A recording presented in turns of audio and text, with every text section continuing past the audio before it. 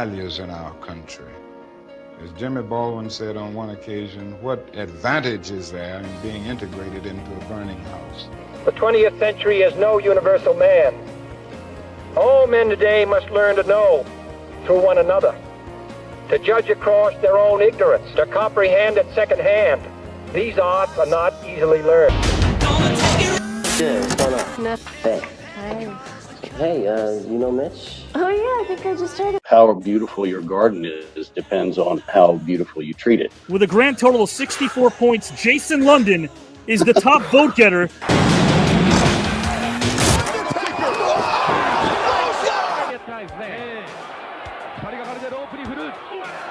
Frank Sinatra, a Giant fan, missed the home run because of the throw-up. Johnny Unitas, he drove down at the very end and won the game.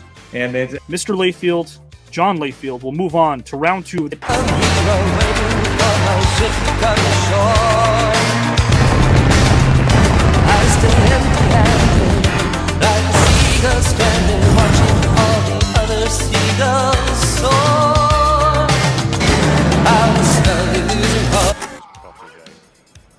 I think it's very easy to wallow in some of the doldrums of like, my gosh. You go to a college campus, like Scott said, you'll see all kinds of activity. Pete Babcock has moved on to round number two.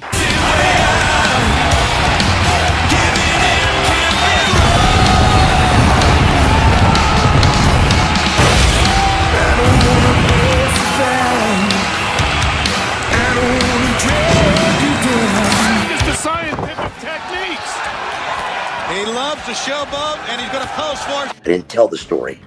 I ain't giving advice about building a mansion. Kelly White is just simply a scheduled out little frame on a piece of paper. Officially in round number two of the Celebrity Grand Debate Tournament is Marcus Buff Bagwell.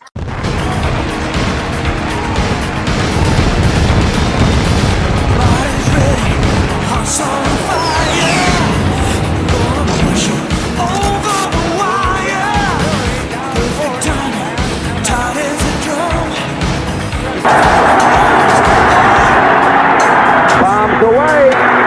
Oh, touchdown, Willie Goff.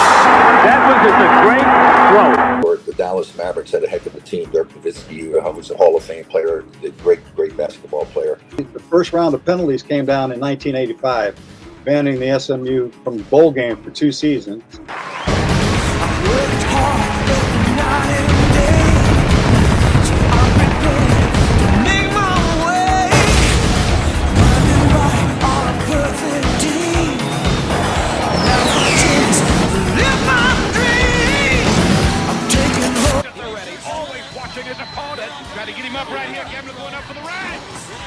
Old Westbury, Long Island, New York, at the State University. The jacket's got claw marks all through it, ripped to shreds. It seems that reporters are rushing to get the story first rather than get the whole truth of the story. Brian Blair, guys and gals, advances to round number two.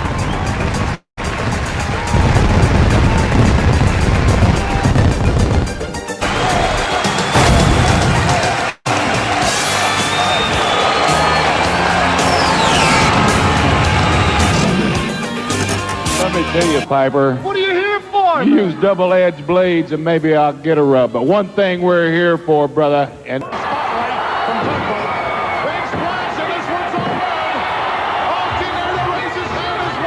U.S. government chased Geronimo for 7 years. You have a multicultural marriage. You've got a Cuban married to an American woman. Gerald Briscoe and Fred Outman have moved on to round number two.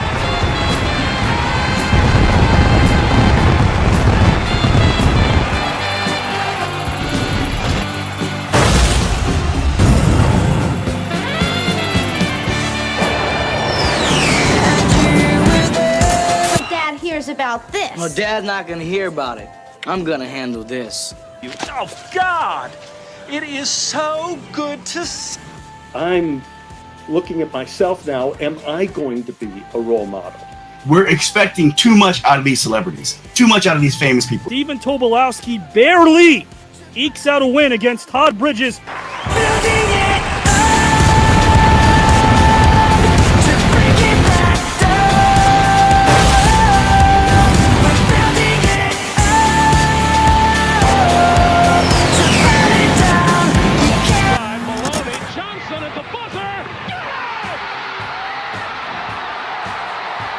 of his money would want to bounty is beyond me. We had to win it today, and that was going to my mind. Taylor. That most people are going to benefit from them because they have a variety of subjects to deal with. He became president really at the height of the Cold War. Eddie Johnson and Jumping Jim Brunzell have moved on in advance to round 2.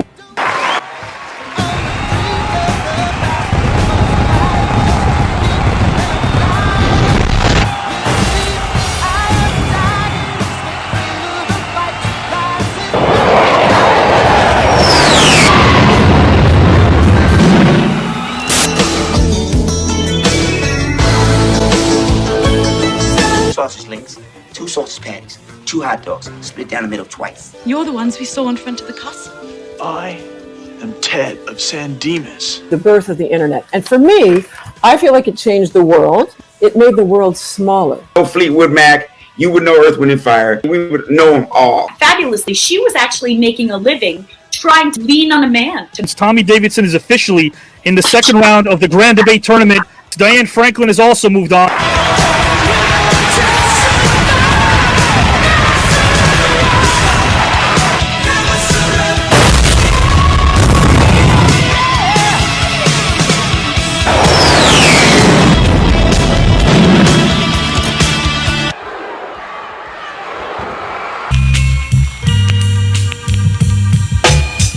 Their goal as well as your goal, so as long as that happens.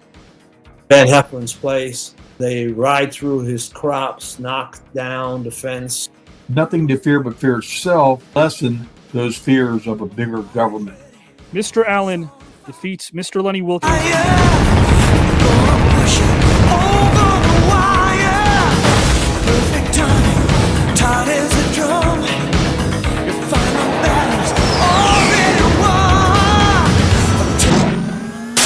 How's it I go from the verge of hot Floridian sex with Brandy to man of still coital debates with you in the food court?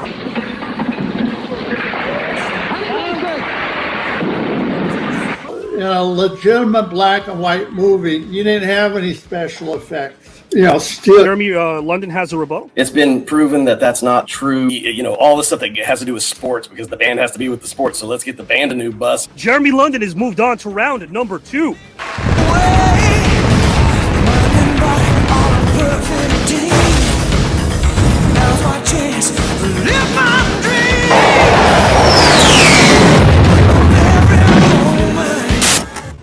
Where do we meet? Nowhere. Nowhere. Mom, it's okay.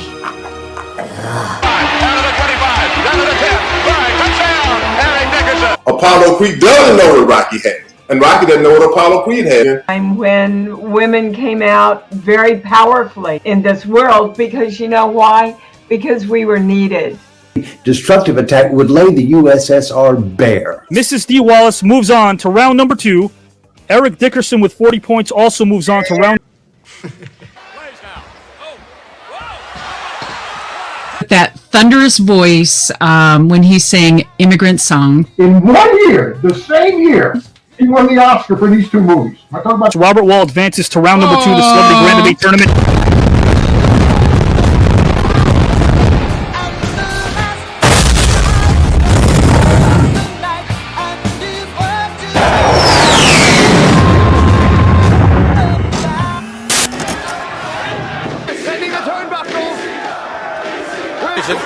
On Superstation TBS and right here in Nikita Koloff. So stop worrying. Open up. Start worrying. Both were 2-time defensive players of the year. Really, I don't think there was anyone other than maybe Terry Bradshaw, but he was a quarterback that could even touch him. We did rehearsal. We would go, "Why, would you please put that down? Don't hurt me." Nikita Koloff will move on to round number points. Richard Klein will also move to round number 2 of the...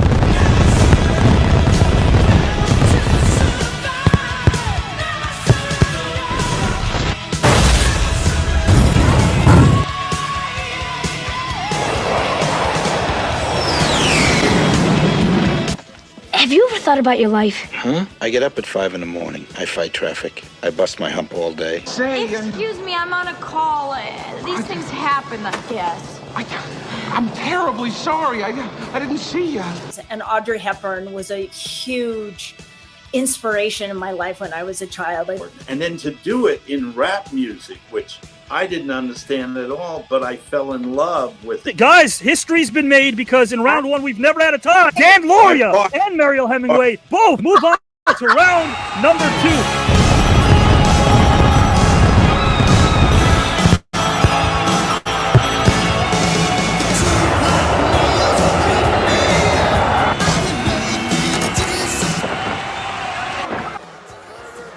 Just a minute. Yeah, that's right. He relates to music. Glad to see you guys are staying focused.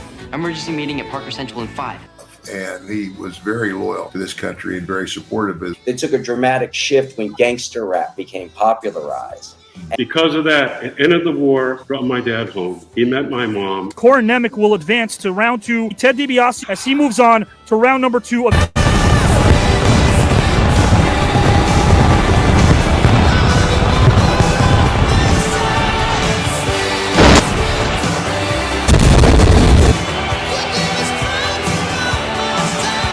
Mr. DiBiase, you're moving on to round 2. I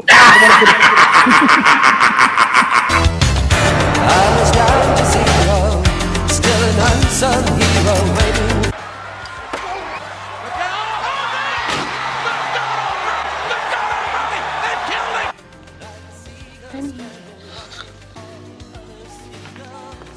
I love you, sweetie.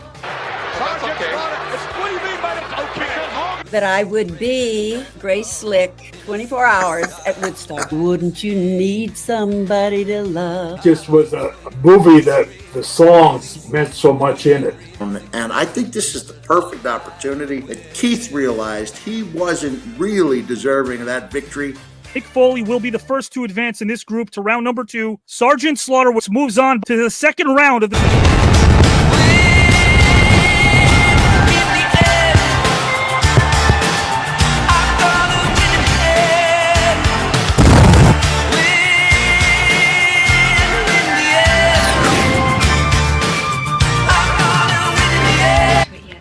Tell us what? Reports, the eyewitness report. Well, I researched it, but there's not there is not a... Spurred my love of storytelling and adventure. And I chose Abbott and Costello Meet Frankenstein.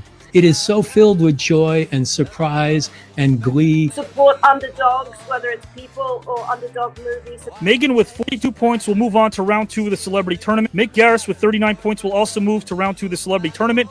And guys, remember...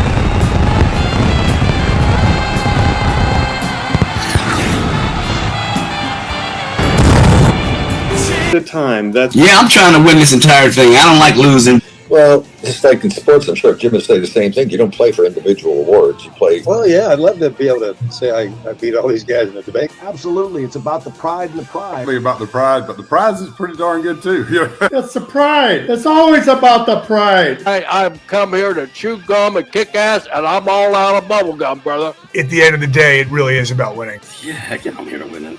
It's in my DNA. And I'm waiting to kick 31 people's asses tonight. Absolutely, 100%. I'm here to do my best to try to win. Yeah, of course it is. I mean, everybody has some pride. Victory has 1,000 fathers, but defeat is an orphan. I plan on winning tonight. I am. Just in here doing mental push-ups. Winning is really important. But what's even greater is inspiring. And bro, that's what you do with this show. Well, you're in it to win it, or why be in it at all, right? Yeah, I'm about winning. I mean, my whole life has been about winning. I think I'd be more interested in the prize. I'm always up for a trip, and a little cold cash doesn't hurt either. It's about the prize. I'm taking no prisoners, Avi. I am here to go for the gusto. Why not? Why are you keeping score if you don't want to win it? Though I'm not super competitive, I would like to win this. So there you go. We all want to win, right? I'm here to win. I've always been here to win. I'll do the best I can and leave it up to the voters. Of course, I'd love to win. I'm always in it to win it, Avi.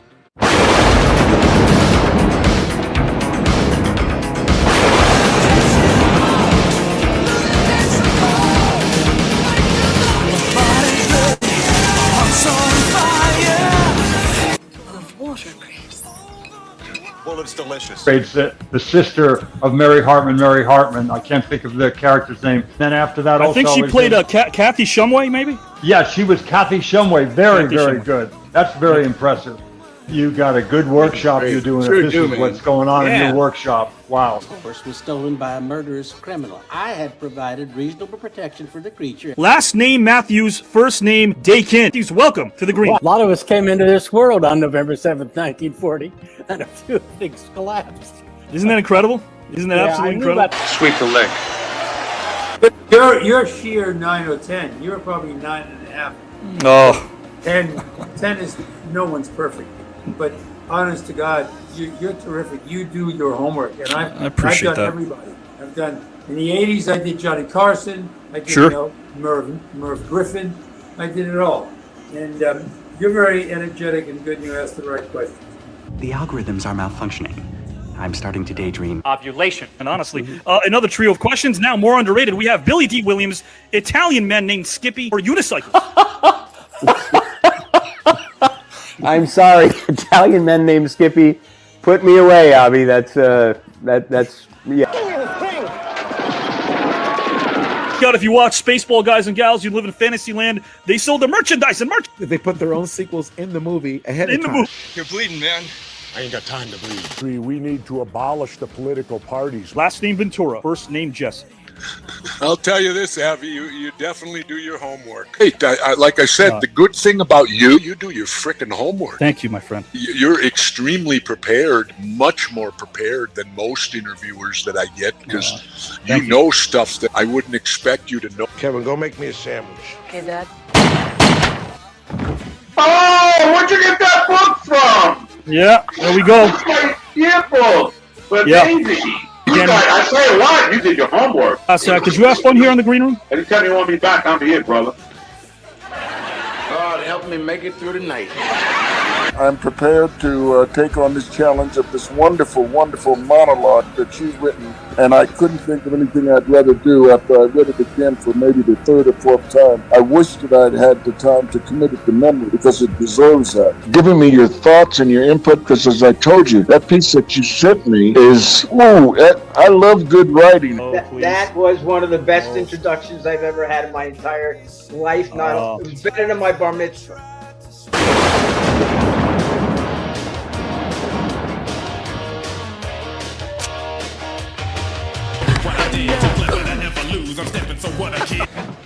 How you doing, huh? Did you find the technique itself helpful when it came to observing your scene partner staying present instead of strictly relying upon memory or rehearsal? That's a great question, Avi. Yeah. The three main teachers, Lee Strasberg, Stella Adler, Sanford Meisner. Ralph Cramden, the yoga instructor, or Don Corleone, the computer repair person? But I really enjoyed this, man. You're a smart guy and you ask really good questions. And What an incredible introduction, Avi. Wow. In all the years I've been involved in doing things, that is probably the best introduction I've probably ever had. Last name DiBiase, first name Ted. Ted DiBiase, welcome to the TCAN Celebrity Grand Debate Tournament, my friend. Brother, I'm going to take you with me everywhere to get an introduction. That's the best introduction I've ever had in my life. I did. It was great. I thoroughly enjoyed myself. This, and it's so positive. I want us to talk because I like the sound of your voice. Fantastic. Absolutely, my friend. You made me laugh too. It was great. Yeah, I think Alf would be wisecracking while the alien would be tearing everybody up apart, I guess. Let's talk about some of the 80s horror classics. I've been acting 25 years and everyone's been saying hang in, and now I know why. Fine. Would you let me do improvisation on the... Dolly Kirkland, welcome to the green room. How did you do that thing where you were talking so fast? How did you learn how to do that? I don't know. I very few people can do what you did. Well, the acting teacher here, 35 years, commends you on your ability to do that. I'm very impressed. Because I've done podcasts in the past, and so what have you done, and what are you going to be doing later? This is fantastic. I mean, this gets your juices going. You know, it gets you thinking. Thank you. Just we had fun. You know, it's fun and it is educational. So you got to pat yourself on the back. I don't know if you can do that. Well, I appreciate you having us on, and wasn't sure what to expect, but you're number one in my book as far as putting on a podcast and knowing what you know. You did a lot of research on all of us, and I'm sure you do the same thing for all your guests. You know, I just think it was really good company, and you're terrific. And I've never done something like this before, so it was fun. Lots of new stuff.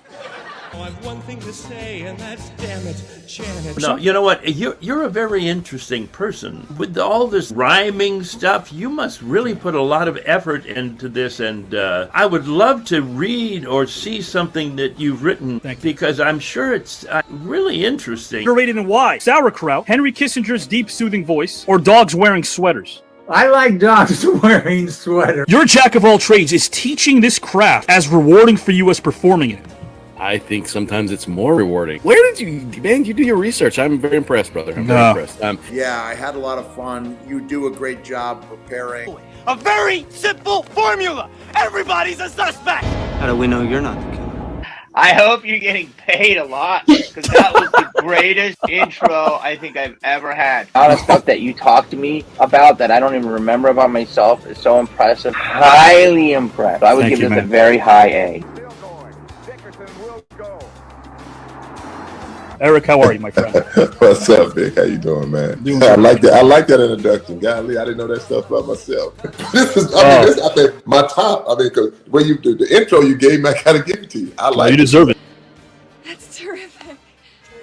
Interestingly enough, later on, you were able to get her cast on a series, and she received her SAG card. Is that right? Oh, I love you that you brought that up. Oh, I can't tell you how refreshing it is that somebody knows what they're doing. So much. Welcome to the second round. What an honor to meet you. And My you're pleasure. great. Oh, I enjoyed it. This was a lot of fun. You know, usually I'll do interviews and get asked the same questions about Stephen King and not much else. But this was great to talk about things that matter, that go beyond projects. Last name Johnson, first name Ed. Wow! Oh. Man, let me tell you, when I have a retirement party, even at my funeral, you better show up. Papa Smurf has a hip hop on it. Yo, yeah. Give me some of that. Avi, man, you're a very talented man. That's amazing. You're a very intelligent guy. Does his homework, and I. YouTube, circling above it at 500 feet, it's imperfect. I welcome to the green room the one and only Mr. Sizemore, first name Tom. How are you, my friend? Wow. So I could turn the volume lower if you'd like next time. If you'd like me to do that, Tom, I could do that. I don't know what I can do now.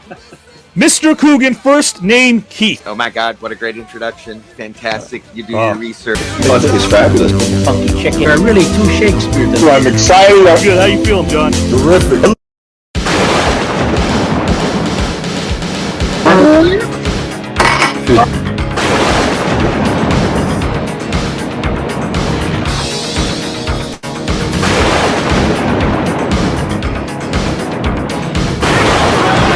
Get up, you son of a bitch!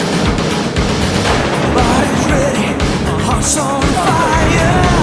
I'm gonna push it.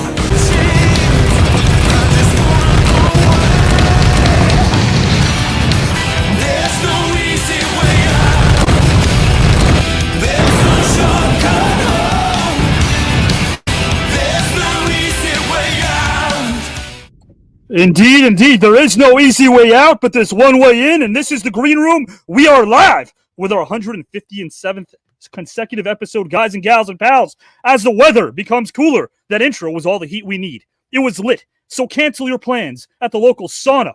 Crawl into a cozy spot on the couch like an iguana, and get ready for innovation done right. You know you wanna to make, guys and gals, like a late 80s MTV Madonna, and express thyself like an overly animated Will Ferrell in the movie Elf. It's always a festive time of year here on Saturday night, where the stars shine bright, and we take flight and ascend to Manute Bowl type height. But you're all privy to our backbone. This is Positivity Central, where all are invited. Even my ex-Joan from Bayonne won't moan or postpone this weekly milestone where we all get to sit on this creative throne, regardless of the time zone. So get on that phone and remind your friends to experience what you've already come to know. These rhymes aren't quite over, so no need for a clone. Do we pontificate? Do we elaborate? We debate. We remind you that you're great, while we entertain and educate. Edutainment is what I dub this, guys. Competitive camaraderie indeed. The bard Shakespeare once said, "It is not in the stars to hold our destiny, but in ourselves." So if you love something, then don't hate others that do, because doing is the sweet nectar that is most rewarding. Take a moment to breathe. Admire your desire to aspire, because if you don't, life will be but a blur. Of this I'm sure. So never hate the flower for starting out as a seed. After all, long distance running is essential. This isn't a stampede, so don't run anyone over on your way to the top. Focus on yourself and never forget to cheerlead, root for your loved ones, and lift people up. This human fortune cookie hopes that we've all agreed that positivity is something that we can never concede. Indeed, this network does it right. I don't do controversy. I do conversation on this station, and for the duration of this program, I accept the perspiration because it is getting hot and heavy in this tournament. 16 Hall of Famers. Guys and gals, actually we're up to 19 now. 19 Hall of Famers and 20 Golden Globe, Oscar, and Emmy Award winners and nominees have competed in this one-of-a-kind event. How incredible is that, huh, guys and gals? Well, because it's getting hot and heavy in this tournament, guys and gals. The aforementioned Golden Globe winners, the Oscar winners, the Emmy Award winners, the Hall of Famers, they already competed in this one-of-a-kind event. They gave it their all, 100%, as they all yearn to ascent, as their success stories epitomize the fact that they never relent. So right here in the present, who will come up victorious and who will feel content? With $13,000, a trip for 2 to Greece, guys and gals, a 5-day trip to Greece, and the pride of being one out of 60 to win it all. Let's get ready for quite the intellectual brawl. So with that, let's bring in the first competitor, a man from far rock away. I recognized his talent when I cast his films back in the day. He's a poet, don't you know it? I do, but he's also here to stay. Unlike our love for the hardwood, tonight he isn't here to play. He's a jack of all trades and has his sights set on round number 2, specifically one Mr. Collado. Will he thrive in this marathon despite its ebbs and flow? His intellectual prowess and passion are always in fashion. So let's welcome a focused warrior to the stage, a man that is looking to break through. Tell me how you're feeling tonight, Mr. JW. And guys, Mr. JW is here in the house. How are you? JW? Kaboom! Guess who's back in the room? Avi, what's going on, everybody? Get your lights and camera because it's time for some action. I'm looking forward to showing everybody what I got, and definitely looking forward to showing Howard what I got and winning this tournament and taking it all the way to the top.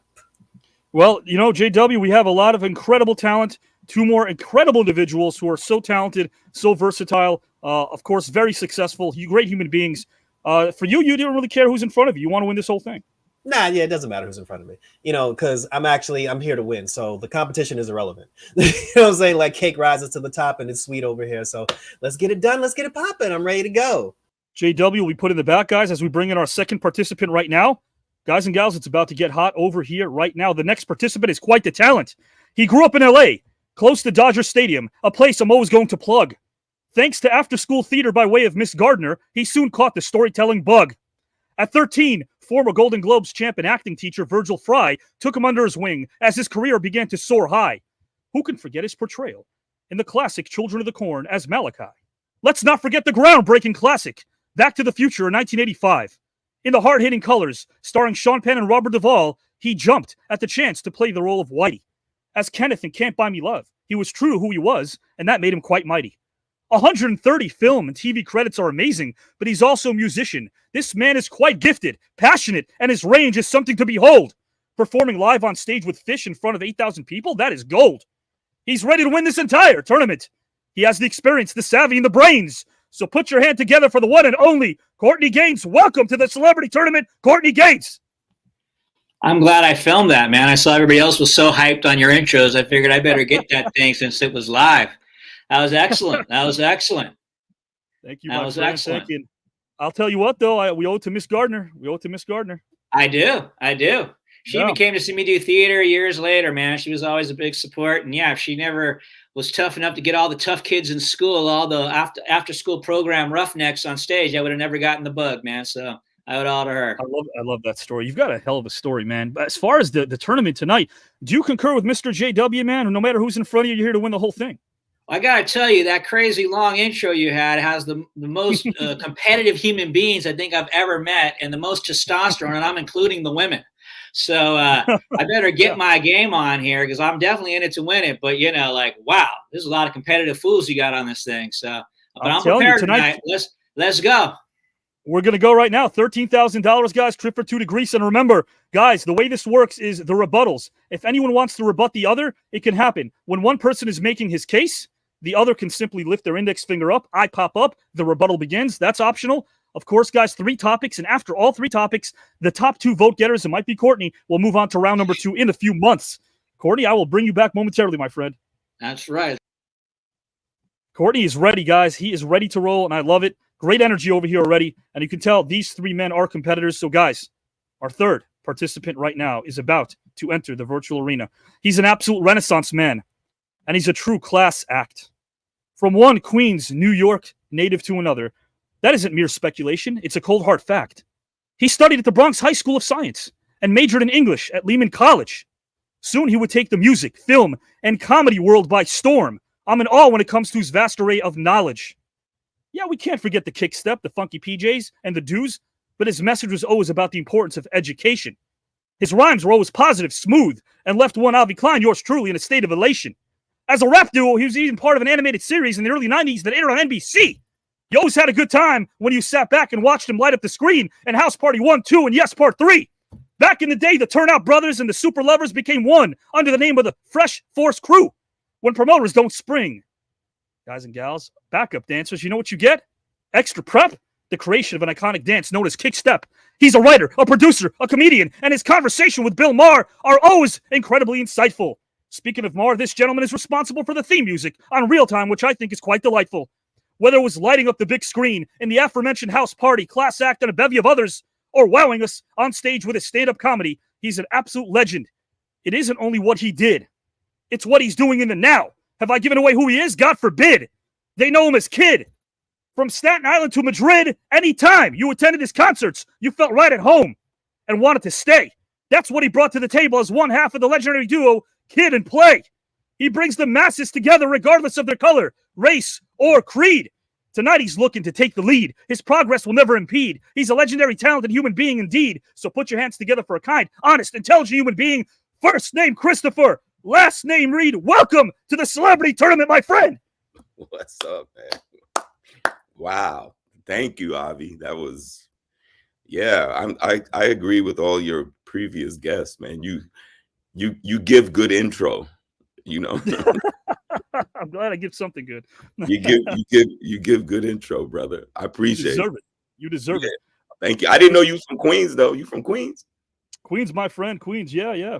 Originally Forest Hills, Rego Park, Elmhurst. Shocker. A Jewish guy from Forest Hills. Sunnyside. Shocker. Yeah, man, a bit of a mud over here, but yeah, I'll tell you what, man, that's what I am. Listen, you are class personified. I meant what I said. Guys and gals and pals, this is Christopher Reid. He's here to win this thing too. Christopher, you saw all the bevy of talent. Do you concur with JW and with Courtney? It doesn't matter who's in front of you. You're here to win the whole thing. Yeah. First of all, I want to make sure I'm looking the right. Should I be looking into my camera? Yeah, right here. Yeah, I see right here. Yeah. Is this? That's it. That's it. Boom. Yeah. Okay, that's the move. All right. Yeah. I mean, but you know what?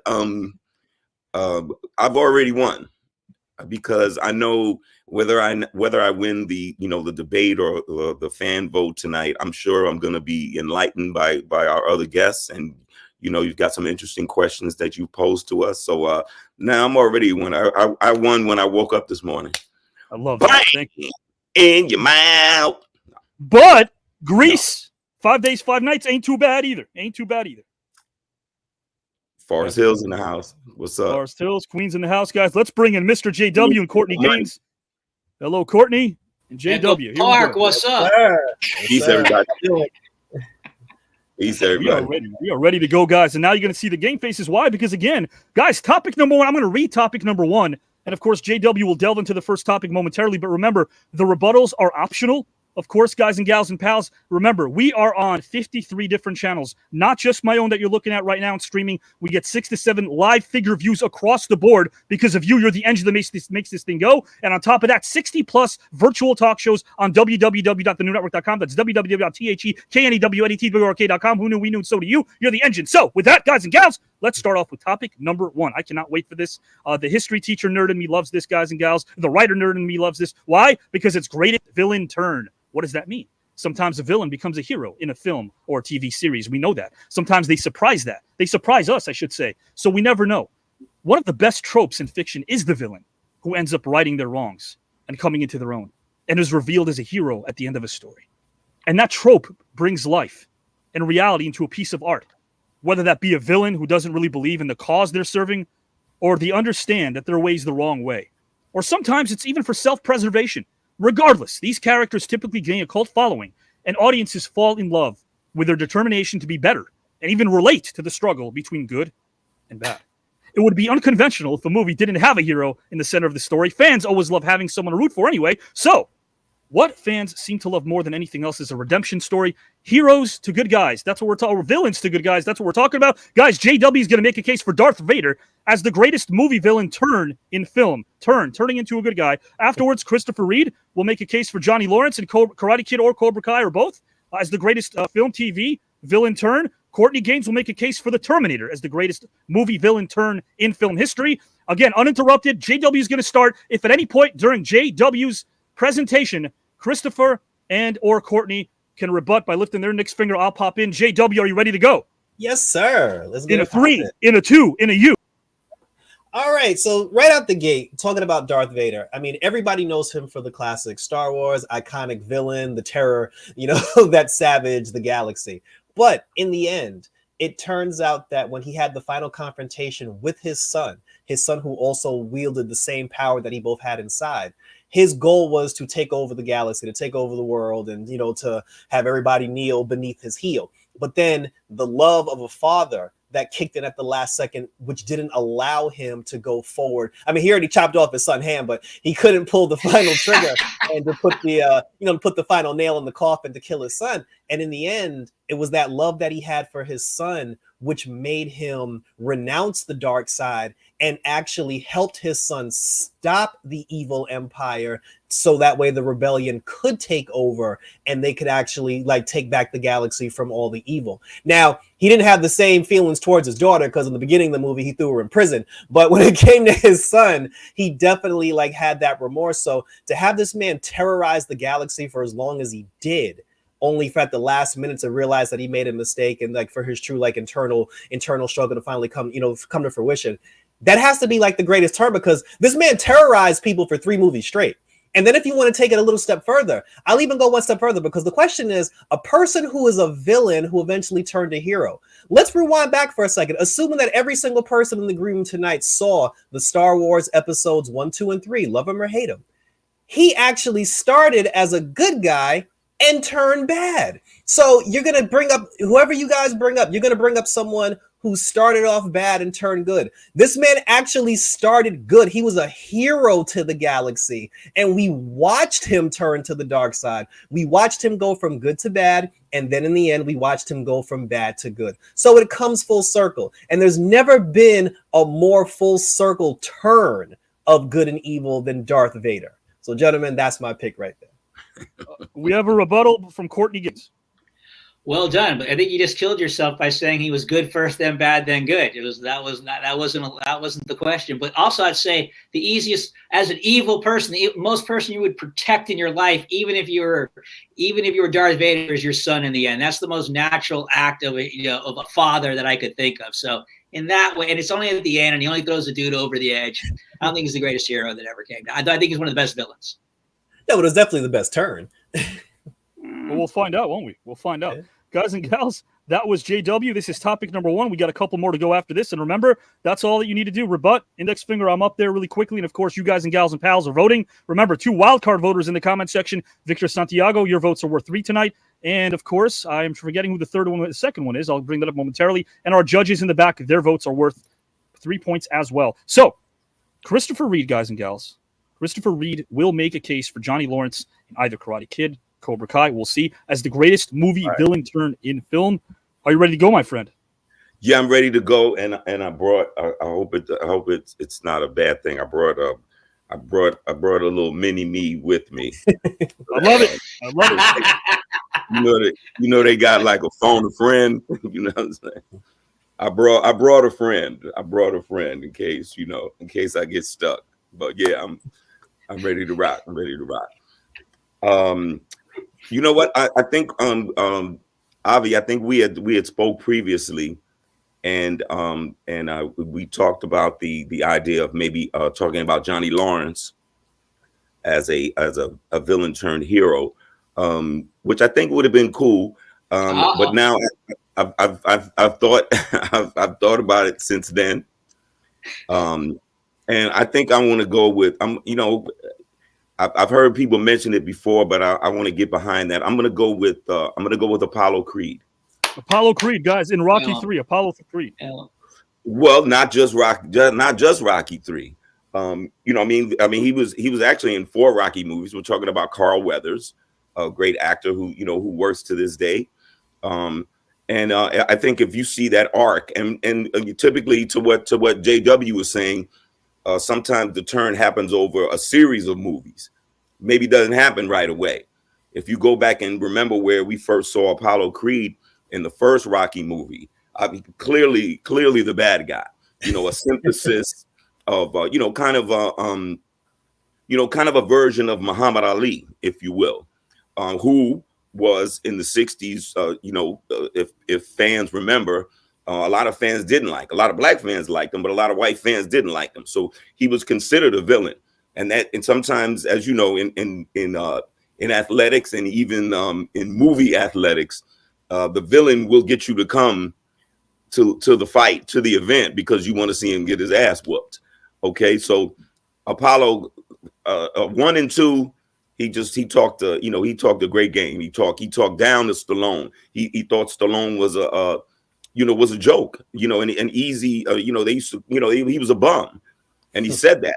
Yeah, he said that many times. You know what I mean? So there he goes. He wins in Rocky 1. He loses in Rocky 2.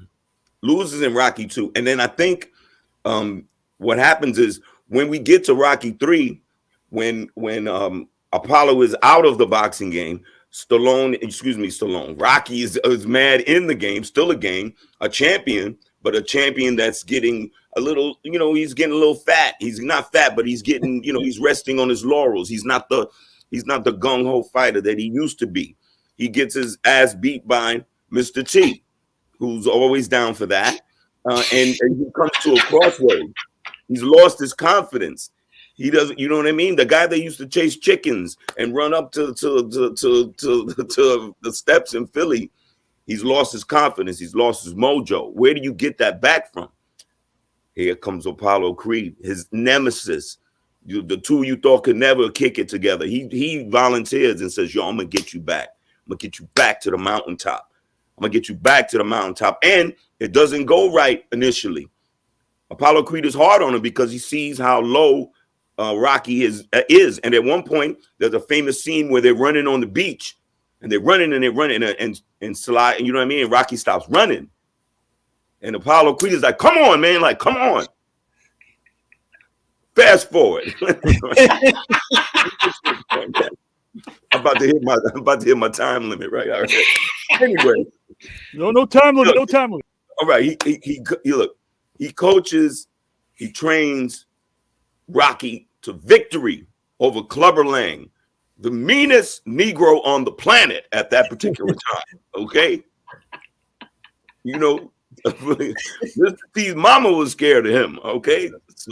But he defeats him, and they have a touching scene at the end where it looks like they're going to fight each other. They're going to spar. And, so anyway, and then moving forward, if I may, as a little cherry on top, moving forward into Rocky 4. Okay. Now they're homeboys. You know what I mean? Apollo Creed, you're not even thinking about Apollo Creed as a villain anymore, or a bad guy. They're homeboys. And what happens? Here comes the Russian. The Russian gonna kill Apollo Creed. In an fight. Huh? Remember that? Then they Apollo Creed and Drago, they come to the center of the ring. They, just supposed to tap gloves and whatever like that. Man, dude, tap the gloves. Drago's gloves don't go nowhere. He said, "You will lose. You will lose." And then about 2 minutes later, Apollo Creed is on life support. So anyway, and now when he dies, you know what I'm saying? He ain't a villain no more. So when he dies, we're really emotional about it. You know what I mean? Like, oh man, Apollo Creed, we forgot what an ass he was in the first 2 movies. Yeah. Right? So that's a hell of a turn. I probably went over my time, but yeah, I'm going. No, there's no time. JW, rebuttal? You got a rebuttal? I'm sorry. Please. Was I just blowing through the rebuts? I'm sorry, man. No, not at all. Here's my only rebuttal about that. Okay. Can we honestly really say Apollo made a good guy turn?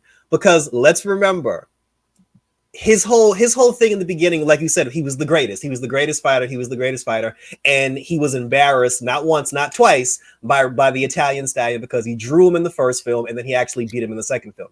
The reason why I say Apollo never actually became a good guy, the sole purpose of him training Rocky, getting him back in shape, and getting him in the ring to defeat Clubber Lang was so Apollo could specifically challenge him at the end and get his win back. He was obsessed with the fact that Rocky beat him, and he befriended Rocky. He helped Rocky. He didn't help Rocky to get back into shape to beat Clubber Lang, despite the fact that Clubber Lang was talking trash to Creed at one point. He's like, "What you looking at, Creed?" Like, that was a little cherry on top for him to help, but his whole entire purpose of getting Rocky back in shape was just so he could fight him to get his revenge, which means he was the same Apollo he's been since the first movie. And then we actually do find out in the Creed franchise, Apollo actually won that third fight that nobody saw. Oh, he wasn't a good guy. Yeah, he was the same. Yeah, he was the same dude. I turn it over to Christopher Reid now. Christopher. Yeah, he was the same dude. Well, all I can say to rebut that is, do you remember the trainer? Remember Apollo Creed's trainer? Yes. Black guy, right? Right. Yeah, Tony, right? Yeah, he was in House Party 2 with me. He was my boss in House Party 2. So all right. No, that was a very good comeback, my friend. But I mean, I don't know, but maybe I don't know, maybe that what made him a good villain is because he could kind of disguise himself as a helper. But I don't, you know what? I guess I didn't look at it with the depth that you did. and just to moderate. I didn't know. I was playing checkers. Apollo was playing chess, apparently. Well, I'll say this. This isn't a rebuttal. I'm a moderator. I can't do that. But 2 points. One, you can't tell me Rocky didn't get a great tan in Russia. I don't know how he did it, but in Rocky 4, I'm talking about sub-degree weather. This guy's got a great tan. And number 2, how come Paulie, when he gets the keys, Rocky gives him the keys to his car. He's got the snow cone. Why can't he have both? He tosses the snow cone and keeps the car. He could have had both. Good point. It's not relevant to what we're saying. Shout out to Paulie. Shout out to Paulie, guys and gals. Of course, and Paulie's robot. Let's not forget Paulie's robot as well. Happy birthday, Paulie. We don't know what happened there behind the scenes with the robot. But, guys, this was incredible. Courtney has a rebuttal. Oh, sorry. Yes, sir. Yeah. No, so my rebuttal is, Christopher came in all nice, like it doesn't matter who wins. It turns out he's a master orator. I think we're in deep trouble here, okay? He was sleeping. He came in nice and soft and easy, but now I realize he's a competitor. I'm a rapper. I get hype. You know what I'm saying? Avi in the front. Avi, his whole thing was like a freestyle, Yeah, right. I mean, that's my only rebuttal. Oh man, this is already a lot of fun, and that's what we're having a lot here, guys. A lot of fun. And again, Rocky should have been decisive. At the whole thing where he throws the towel, he doesn't throw it the whole time at the behest of Apollo, but then at the end he changes his mind. I'm like, which one is it? He throws it at the end. I don't understand. You're either going to do it or you're not. That's the thing that's messed up about Rocky 4. No, but if I may, didn't Apollo like give him a signal like don't throw it? Yes. He was getting beat, but his pride, his pride because he's a hero now. Now he's a hero. He asked Stallone, he asked Rocky as a friend, like, no, don't do it. And that's why Rocky spazzed. And but to your point, Ivy, who knows? You know what I mean? Maybe Rocky was like, you know what? I don't think this guy's really my friend. So I'm not gonna, I'm second thought. I'll just say I was a little punchy and I did it too slow. Yeah, no doubt. Yeah, and that 20-second gap was gonna be guys, this gonna leave him brain dead. Already, guys, on my page, over 1,000 comments, and we just started. Thank you, guys and gals, again. Seven-figure views across the board. You make this happen. And, guys, again, I'm going to say this once again. Every single studio exec that watches this thing, thank you for supporting us. We want to take this grand tournament, this grand celebrity tournament, to the sky. Support us. Let's see where we go. Might get off these platforms. Who knows? So, with that being said, guys and gals, Courtney Gaines will make a case for the Terminator as the greatest movie villain turn in film whenever you are ready, sir. I'm going to cheat and have some notes here. Let's see what the critics say. There have been plenty of great villains who've become good heroes. A number of good villains who've become great heroes. But the T-800, Arnold Schwarzenegger, is the only character who've ever truly mastered both good and evil. The killing machine has become an instant icon as a relentless villain in The Terminator, where he is tasked with going back in time to kill Sarah Connor, Linda Hamilton, my good friend from Children of the Corn. Great lady. As one of the greatest movie icons that have ever graced the screen, The Terminator was phenomenal as a villain, but he was even better when he became the hero in T2 Judgment Day. Assigned with the mission of protecting John Connor, Ed Furlong, from the more advanced T-1000, Robert Patrick, the legend of the Terminator grew exponentially when he switched sides and started fighting for humanity. All right, I think that's a great starting point right there. So this is why I think he's the greatest villain, because he came to get Sarah Connor to, once if he got her, machines won and took over the world. Then when he came back as the hero, he does to help her son. He then protected him from the machines to save the world. So it was, the whole world was on the line with him, and he's a machine that eventually even almost becomes human, which is the farthest evolution for a machine now in the AI world that we're coming to that could ever be. So that's it. I don't have a long diatribe, but I think he's got to be the best villain for those reasons. Terminator, yeah. A rebuttal from JW? So, at the end of the day, was it really the Terminator or was it his programming? Because that's an AI question, man. Go ahead. If we're talking about a bad guy, just get out of the writer's strike. Don't bring up AI anymore. No more AI. Right? I always wondered about that though, because if we're talking about like a bad guy who turned good, when he came back to protect him, was that not the programming? Wasn't his original programming? When a human makes a decision, is that not their programming? But that's free will. Someone would have had to program the Terminator. Free will. Very good. To go save Connors. So Very good. Free will. So does that really? So it's like, is he the hero, or is the person who programmed him the hero? Right. Who? Yeah. Or is Elon Musk the hero, or some? Elon Musk the uncle. Yeah. Yeah. JW there with the rebuttal. Courtney, would you want to respond? Up to you. That's valid. No, I think that was excellent. I like it. Bacon, egg, and cheese. That was valid. I'm telling you right now, we turn over to our judges in the back. Their votes are worth 3 points each.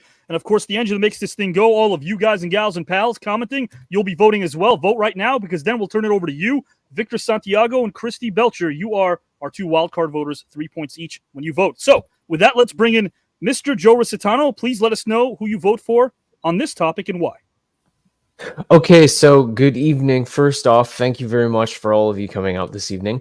And I want to say my vote goes to Mr. Christopher Reid, because you gave a lot of detail on Apollo and his background into where he became someone who was more of a hero character in his turn. Now, mind you, he was someone that started off mostly as just a jerk in this case to him, but he still had a turn, and not everyone has to aid the actual hero, but someone who truly feels and changes has a dramatic shift, and he gave that shift to Rocky when he helped him. Like, he saw that potential and grew within him. I love that, and that is why my vote goes to you this evening.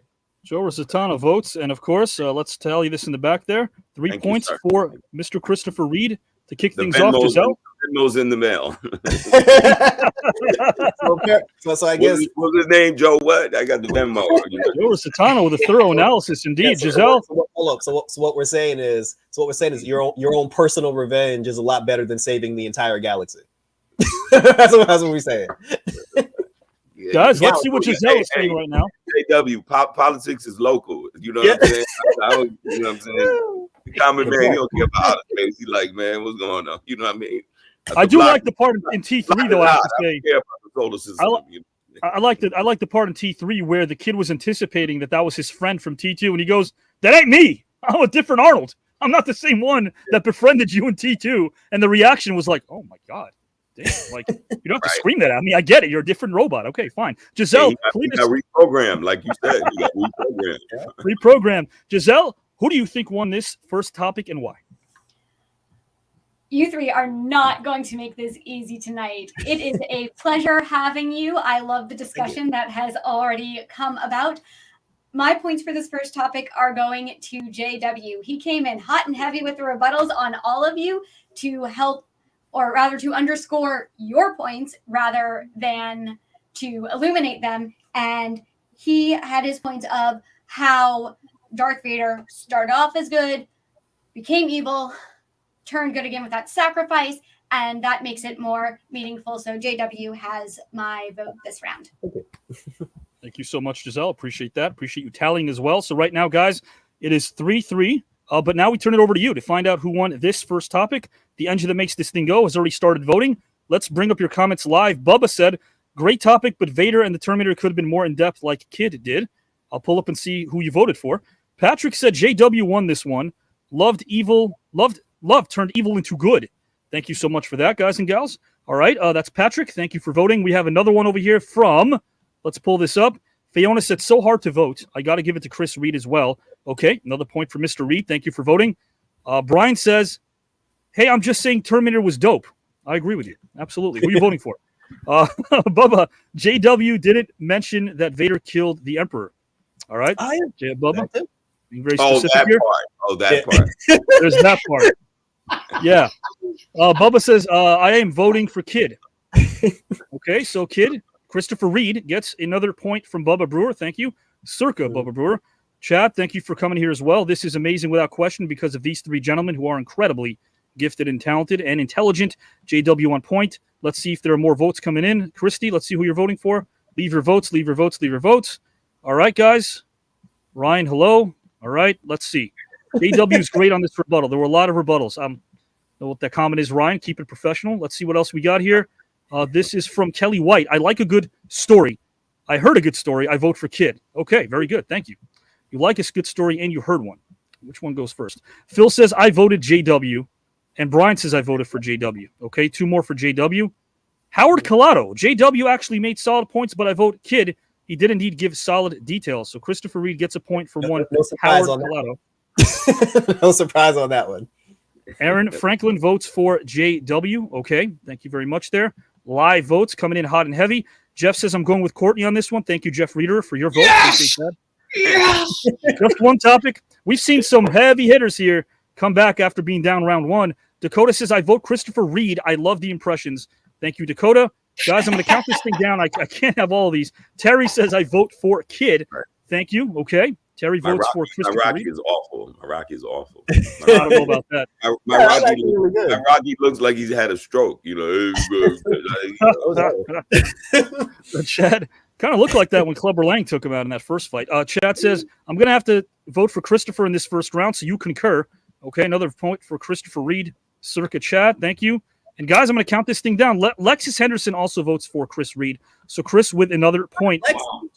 Two out of 3 advanced to round number 2. Remember that, guys. 13 grand, trip for 2 to Greece. Some heavy hitters. One of the greatest authors of all time coming down the pike. 2 of the greatest film directors of all time coming down the pike. We got 4 Oscar winners and 2 Hall of Famers still coming down the pike for round number 1.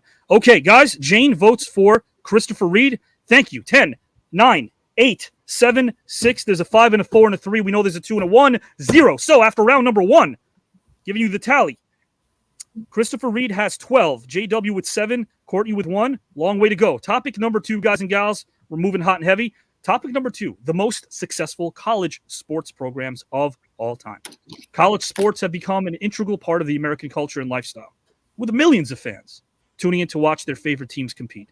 From football to basketball, track and field to swimming, collegiate athletics, they offer a platform for students to showcase their talents and skills while representing their schools as well.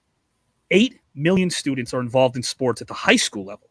Many of these students will continue to pursue their chosen sport in college, and indeed, many base their choice of school based on the athletic programming offerings.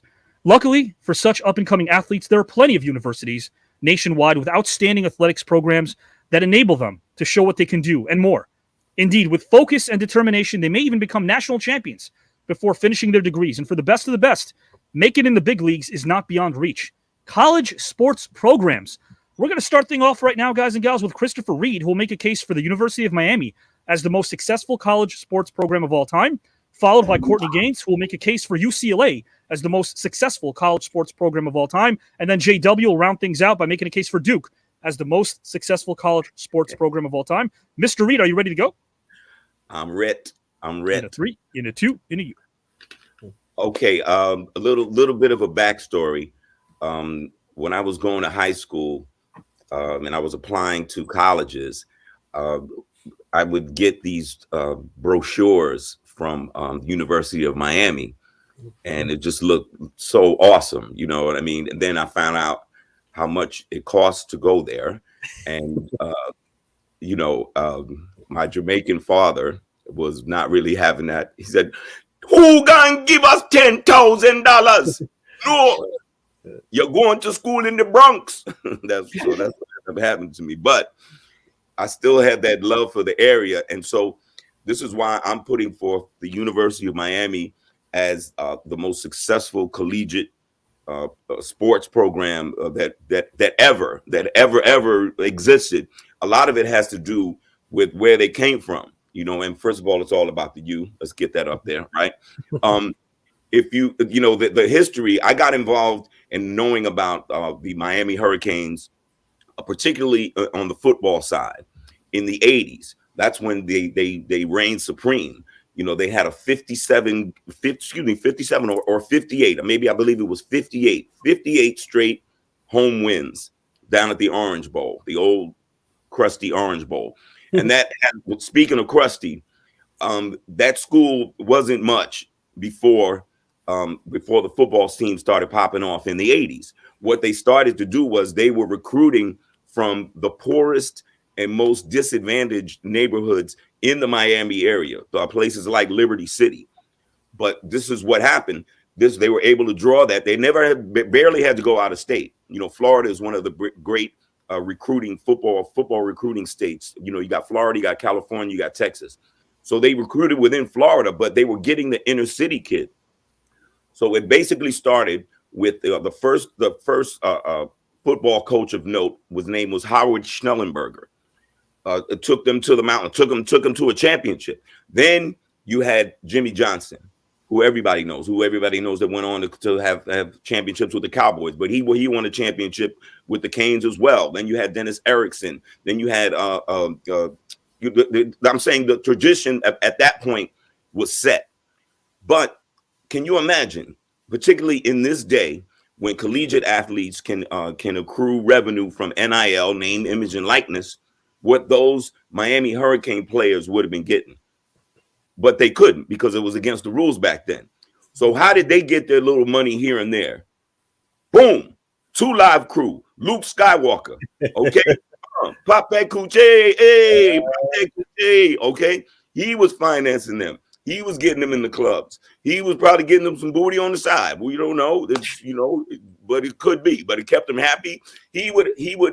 Luke Skywalker would have a bounty. He would say, "Yo, if you knock a player out from the other team, I give you $100. I give you $200."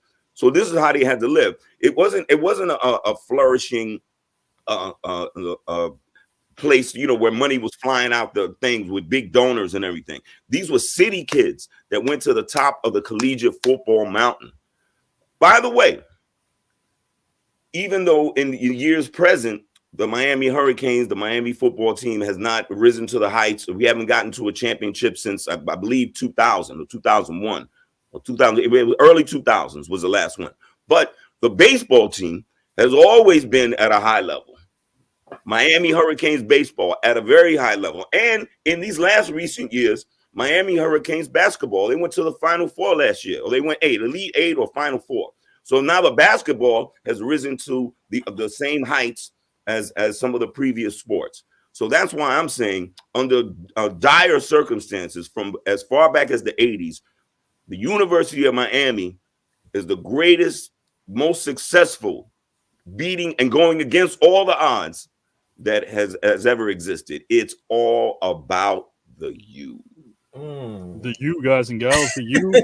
Of course, you guys and gals will be voting very, very soon. I love that. I love that. I love that, guys. For the record, there was no mention of the U during that infamous Kid and Play diss track on Luke Skywalker in Miami.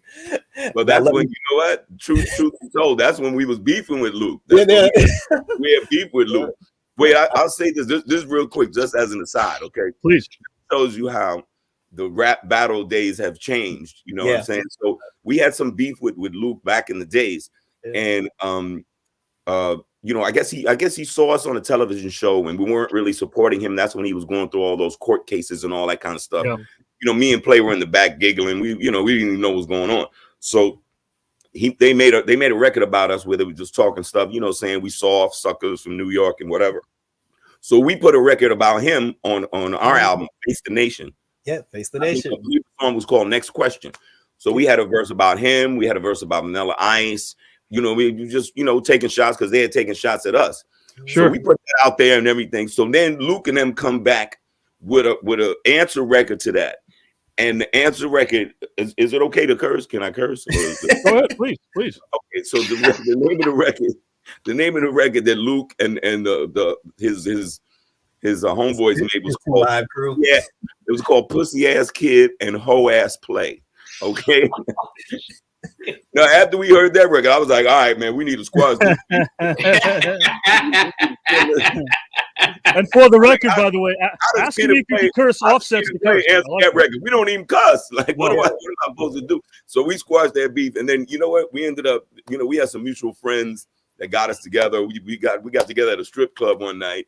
I saw Luke in the VIP. I sent him a bottle of champagne. He sent me back one, and we've been cool ever since, man. And to be honest, I can appreciate Luther Campbell, Uncle Luke, because you know what he's done. He fought for hip hop. You know what I mean? Even though it wasn't the kind of music that Kid and Play and some of the other artists were doing, you know, you got to stand behind them because one day they're coming for him, the next day they're coming for you. So, you know, Luther Campbell did fight for hip hop. That is, it's all about the you. Guys and gals, this was topic number 2, but we only started off topic number 2 momentarily. Your votes will come in live. So we're going to kick it over now to Courtney Gaines, guys and gals. And again, like I said, this a gentleman approach by Christopher. Asking me if you can curse offsets the curse. I love it. It's beautiful. It's good stuff. But the story that you gave us was personal, and we do appreciate that as well, Christopher. So thank you again for that. Is it all about the U, or is it all about the UCLA? Oh, it's about UCLA for sure. Now, he tells a fantastic story, but what I love about sports is it's about the numbers. You know, it ain't about the story. So let's break down the numbers at UCLA. Number 1, UCLA is tied for the most championships in college history. Number 2, they're one of 2 schools to win both a basketball and a football national title. Now, I see the 3 things you judge a college by are football, basketball, and track and field. Okay, so those are the 3 predominant sports. So now they also have 207 Olympic medals from UCLA athletes. They have 121 national championships. That's some. And now, of course, you're going to talk about Duke. Now, UCLA has got you beat there too, because of course UCLA has got 10 national championships. And if Krzyzewski's 1A, then there's no doubt that John Wooden, the coach of UCLA, is number 1. The greatest coach maybe ever do it. So let's talk about some of the athletes that came out of UCLA. Football-wise, we got Charlie Aikman. Track-wise, we got Jackie Joyner-Kershaw. We got Flojo. We got Greg Foster. And we got the 1988 gold medal champion, Evelyn Ashford. So like these are some like legit world-class athletes. Now basketball, it's like ridiculous, right? I'll put my top 5 from UCLA against your top 5 from Duke. I'll put my top 10 from UCLA against your top 5 from Duke. Okay, but let's look at a few of them. We got Reggie Miller, we got Kareem Abdul-Jabbar, we got Bill Walton, we got Marcus Johnson, we got Russell Westbrook, Brian Davis, Kevin Love, who'll be coming off the bench and still whoop. But my favorite of all is Jamal Wilkes. When I get personal, that's my guy, Silk. That might be a little old for some of y'all, but to me, Jamal Wilkes is one of the smoothest. Yeah, he's got the craziest shot ever, but it's money. But now, but you remember that famous movie, black movie that Jamal Wilkes was in? We're not talking about the Fish that Say Pittsburgh. Right? No. What are we talking? Cornbread Earl and Me. Cornbread. I'll tell you, he's a super nice guy. I've had the chance to meet him. It's always scary to meet your heroes because if they're not cool, it really sucks. And I can't tell you, he was just one of the nicest guys I've ever met. So, but last athlete, as you before you pivot, and to me, this is the athlete of all athletes, I guess you could say. And I believe he was a three sport athlete at UCLA, and that's Jackie Robinson. So it just doesn't get any better than that. So, wow. But to finish off here, UCLA is also the only school to ever win the 3 awards in the 3 sports: the Heisman Trophy, the Wooden Award, named after, of course, John Wooden, and the Golden Spike. So it's like, to me, this is the program that can't be beat. And I'm from LA, so I get to represent. UCLA. And guys, remember, before James Worthy ran Showtime with Magic and Kareem, it was about Silk and Norm Nixon. They were doing their thing in LA as Lakers. And Jamal Wilkes won a title with our very own Rick Barry as a Golden State Warrior. Let's not. And lastly, I'll say about, so we're talking Jamal Wilkes. This is my wheelhouse a little bit. So here's the deal. This is how I got him, and he started talking to me. So of course, everybody talks about Magic Johnson in that Sixers game going for 58, which was an incredible performance. But guarding Dr. J in that game, Silk went for 38. 38 points. 38 How do you points. go for quite 38? I don't know how you do that. How do you go? May of 1980 is when it happened. You're right. Yeah, and then it wasn't live. It was a tape delay. It was tape delay too. It wasn't live. So that's incredible. That's true. Back in 1980, Magic went over there and said, "I'm going to sit in Kareem's chair." But Silk with 38 points that game doesn't get mentioned enough. Absolutely. So, no, he doesn't. Man, oh man, what a great player, guys! And again, Christopher Reid making a case for the University of Miami as well. Personalization, of course. Courtney Gaines with a lot of knowledge here as well. JW is going to cap things off with topic number 3 right now, as he makes a case for Duke as the most successful college sports program of all time. Are you ready to go, good sir? Yes, sir. In a 3 and a 2 and a U. So right out the gate, just to help my argument, Courtney, you said Krzyzewski. I'm sorry, I can't pronounce Krzyzewski. He was the greatest. You said if he was 1, your guy was 1A. So that no, I said the opposite. I said he's 1A, my guy's 1. Well, he's either 1 or 2, and he ain't 2. So right out the gate, there's already some Duke love there. And just to go through the numbers real quick, yes, Duke was not the most successful, and I'm strictly talking basketball here. Duke was not the most successful. I mean, they have 5 world championships compared to North Carolina's 6. They've been to 16 Final Fours, and they have had 71 players from Duke go to the NBA, whereas like North Carolina, I believe, had 113, 116. So it's not really about that, because we're talking about the actual program. And to the people at home, to everybody listening, I just need you to and again, specifically talking about college basketball, when March Madness comes around, who's the one team that every single person knows on the planet is always going to be in that group represented no matter what happens? Duke. It's always Duke. Everybody else, it's like, Syracuse might get in, UCLA might get in, North Carolina might get in. Duke's always going to be there. It is the most professional organization. They're like, like Duke and the March Madness, the Sweet 16, the Final Four. It's like having the Caribbean people in the Olympics. They show up for that one event. They get the gold medal for track and field. It's like they don't care about archery. They don't care about shot put. They show up for that one event. Duke is synonymous for that one event, going to the Sweet 16. Casual people know who Duke is. You've never even probably seen a Duke basketball player, and if somebody says, "Hey, are you watching college basketball?" or if you're like, "Hey, name a random college basketball team," it's Duke. Everybody mentions Duke. Like when you say, "Yeah, I played for Duke," your credibility automatically goes through the roof. Christian Laettner who was the only at the time non-professional NBA player from Duke. He was on the dream team. Like there was only one non-NBA player on the dream team, and it was a player from Duke. So I say that Duke is the most successful college program of all time, specifically from a basketball standpoint, because that name rings bells in every hood. Not not just in certain circles. When you say college basketball, when March rolls around this year and people start filling out their brackets and doing all their numbers and everything, you know for a fact that Duke is going to be on that list. A lot of people want to ring Christian Laettner's bells too. Christopher Reid. Yeah, may I, if I may, but I will say this: Duke comes with, as Robert De Niro said to Al Pacino in the movie Heat, there's a flip side to that coin.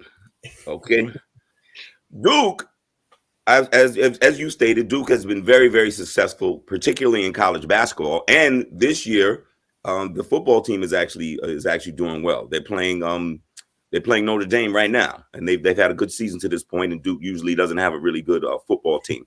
But a couple of things about Duke. Duke never registered good in the hood, if you know what I mean. You know what I'm saying? Like, like where I'm from. I'm from New York, so we really love Duke because, it was kind of like these highfalutin. You know what I mean? Some highfalutin dudes. You know what I mean? It's a very expensive school. Most of the brothers that's there is on the basketball team. Yeah. And even the way they were coached. Now, I mean, Coach K is a great coach, but Duke was always that team that was taking charges. You know what I mean? I'm just like flopping. They invented the flop. Okay. And most of all, Duke was founded by tobacco money. Okay. Cannon Duke made his money in the tobacco game. So Duke's whole existence is based on the desecration of America's lungs. Okay. Yes, the creation of America. Play basketball when you're smoking them bogeys. Okay. So anyway. Here's my rebuttal to that of why they're the most successful program of all time. Isn't the true definition of their success based on the fact that not only do people already have them pegged as being in the tournament, but people actually show up and buy tickets to see them lose? Oh, absolutely. They're like the Yankees. They want them to fail. Yeah, they're the Yankees of college basketball. The one thing I would quickly say to Courtney, double rebuttal. Wait. Yeah, a double butt. Double butt. You heard of a bubble butt? This is a double butt. I would say this to Courtney because I'm a big sports fan, big college basketball fan, big John Wooden fan, big UCLA fan. But one thing that maybe gives JW's basketball argument a little more credence than yours is you got to remember how many teams were in the tournament when Wooden and UCLA were winning in the 60s. Man, there was 32 teams. There was 32. There's like 4 teams, and so you win. You know what I'm saying? It's not like today. They got like 68 teams in the tournament. So I think there's a little perspective. But no, 10 championships is a lot, and I think they did like 10 in 12 years. It was something crazy, like some like Boston Celtics type stuff. But and the most crowd to ever see an NCAA basketball game was UCLA versus Houston in a football stadium. Elvin Hayes, and Lou Alcindor stole that. That's right. That's right. Game of the century. Yeah, I'm just saying, your program is good when people buy tickets just to see you lose. That's all I'm saying. See, I'm in kid and play. I'm in kid and play. People come to enjoy us. So JW had a different perspective about this, guys and gals. Duke, of course, and of course we had the University, of course, of Miami, and Courtney Gaines brings up UCLA as well. So 3 incredible cases being presented by this trio of perfection, the holy trinity of incredible talent here that brought it for round number 2. So our judges now will decide on who they think won round number 2 with their votes. Avi, I ain't gonna lie. I'm like sweating over here, man. I'm telling you, man, we're getting close. We're getting close. I'm sweating, man. I feel like I watch a lot of Law and Order. I feel like I'm on the stand. I stopped feeling that way watching the Knicks after 27 years, Jerome? Did you get that around 2? Come on, man. Listen, Knicks are actually everyone's all good. excited because they made the playoffs. Things are looking up. Things are They looking just up. made the playoffs. They just made the playoffs the last We're in 2 the years. right direction. I was supposed to give them the roses because they made the playoffs, Christopher Reid. Huh? We're supposed to give the Knicks roses just because they made the playoffs. Oh man, I mean, look where we came. Look where we came from, bro. We was in the dumpster. You're supposed to give them That's true. roses That is because they true. made the second round of the playoffs. Yeah, I can't Every debate year that. there's progression. Guys and gals, Watch, we're one gonna get of these Giannis. We're gonna individuals. get Giannis one day. Watch, Giannis gonna come see us. Yeah, Lillard's in trouble over there in great. Milwaukee. Guys, let's bring in Giselle, who let us know who she votes for and why in this second topic. Hi. My vote for this round is going to Courtney Gaines. I enjoyed how you broke down multiple aspects of the sports program at UCLA. You provided us with the numbers and the people, so you have my vote for this topic. Thank you. Thank you, Giselle. We appreciate your vote. Now we're going to bring in Mr. Joe Rositano. Again, judges' votes are worth 3. Joe, where do you go and why? I'm actually going to have to go with JW on this one, only because not only did you bring up the fact that people go to see them lose, like how significant that is compared to just a casual game plan, but you also did rebut with the differences in how they were funded, and you went into detail about what that means to them. If you're a casual person, who do you hear about? Oh, yeah, Duke. It's something that resonates with people. My vote goes to JW. Joe Rositano votes for JW. We're going to tally this thing in the back over here. So, guys, now we turn it over to you, the engine that makes this thing go. Ian Hernandez votes for Courtney. He kept it short and sweet and to the point. That's according to Ian. Thank you. And Victor concurs because he also votes for Courtney. A lot of votes coming in. Guys, again, hot and heavy here. Vote for Victor. 3 points because Victor's one of our wild card voters. So he votes for Courtney. Let's see who else we have voting here right now live. All right, guys, a lot of comments. I will not get to all of them, but I will do my very best. The way that Duke would always do right before they would lose in the mid-90s. Let's see what we got here. They were in it, though. They were in it. They were in it. Definitely not to win it, but they were in it. Let's see what else we got. All right. Duke losing. Is that a vote? For who? Dakota says Courtney Gaines takes my vote. Thank you, Dakota, for your vote. And Jane concurs and also votes for Courtney. And then Kayla Richards votes for Courtney. That's 3 straight for Courtney, guys. Okay, 3 straight points. Let's see. Fiona says JW has my vote on this round. Okay, a few more votes here, guys. I cannot read them all. I will do my very best. Tammy says she votes for JW, but Patrick offsets that by voting for Courtney. Great second round by all, and I would agree. Brian says I'll have to vote for Courtney. The man slammed it home with numbers. So Brian also votes for Courtney Gaines, who's gaining a lot of steam right now, guys and gals. A lot of momentum It was just here. the winning ticket. It was just the winning ticket. No love for the you in the chat. Well, look at this. JW again. Well done. Duke sucks. That's a confusing comment. I don't know what that's a very confusing comment. That's a vote. This is a vote, is it? Alexis says she votes for Christopher Reid, so Christopher gets a point. Come on. Sentimental. Julie Hall votes for Courtney Gaines. He brought it. That's what Julie Hall, of course. Great comments here from all of you. Jeff says this was tough. All 3 brought some game going with Courtney this round. He backed up his argument with a lot of stats. So Jeff and Julie vote for Courtney. Okay. Bubba says Courtney talked about the whole program and added numbers. My vote is for Mr. Gaines. Thank you, Bubba Brewer. Appreciate that. Everyone did their homework, but I have to go with Christopher Reid. Christy, our wildcard voter, with 3 points. She votes for Christopher Reid. 3 points for Christopher. Circa Christy Belcher. Phil says, I have to vote for Courtney. Numbers did not lie. And Chad concurs and also votes for Courtney this round. He had great points. Guys, I'm going to start counting things down right now, unless there's a lot of last-minute votes here that I haven't seen, but I think, yeah, there is a lot. I can't get to all these. Johnny says, Christopher Reid, thank you. Okay, I'll read the really quick ones. Okay, thank you for that. Guys, 10, 9, 8, 7, 6, 5, and a 4, and a 3, and a 2, and a 1. After 2 rounds, we are at, if I'm not mistaken here, look how close this is. Courtney Gaines with 18 points. Christopher Reid with 17 points. JW with 13. This is close. Oh, wow. The differential is 5, guys. That means 2 of these incredible talents will be 1 step closer to a 5-day, 5-night trip to Greece and $13,000 and round number 2 in a few months against such luminaries that we have awaiting. So, topic number 3 will be a thought-provoking topic, a different topic for each of these incredible luminaries. Courtney's going to start things off by letting us know, is it possible to be in the wrong place at the wrong time? Once Courtney's finished, JW will let us know. Wait, and it was at the wrong place at the right time. I thought that's what it was. Yes, is it possible to be in the wrong place at the right time? Yes, you are correct. Yes, and JW? Real quick. I thought it was, how can you experience happiness if you never had sadness? That's yours. We all have different. Yeah, you got a different. Oh, different. Oh, my bad. For this one, that's okay. Oh, I didn't realize that. That's okay. Oh, shoot, mine's so short. I thought it was like we're debating the same subject. That's no problem though. Okay, I'm ready. Let's go. Yeah, no, it'll be a lot of fun. Is it possible to be in the wrong place at the right time? Courtney Gaines will let us know. JW will let us know. Are we happier when we feel understood or when we feel valued? And then Christopher Reid will close things out. Can a person be happy if they've never experienced sadness? Courtney, good sir, are you ready to go? Yes, sir. In a 3, in a 2. So, yes, I totally believe it's possible to be at the wrong place at the right time. My example would be this. Say you're trying to drive somewhere and you get lost. So you're in the wrong place, but then you see somebody drowning, you jump in and you save them. So you're at the wrong place at the right time. That's it. That's my debate.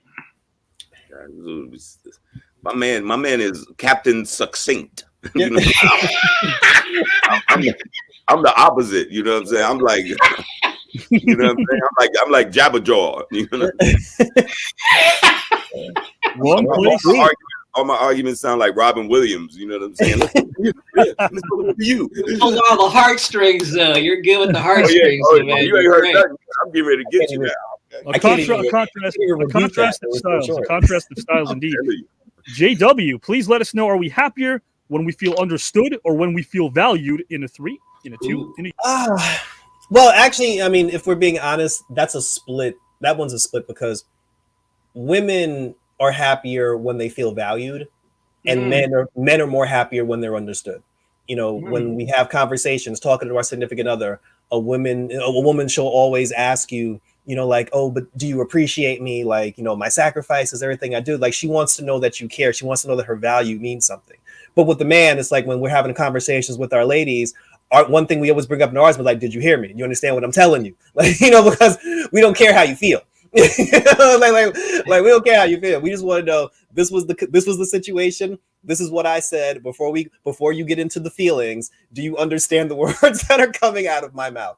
And a woman is, as long as you understand like her pain, because she don't care if she's wrong in the argument, as long as you understand where her emotions are coming from.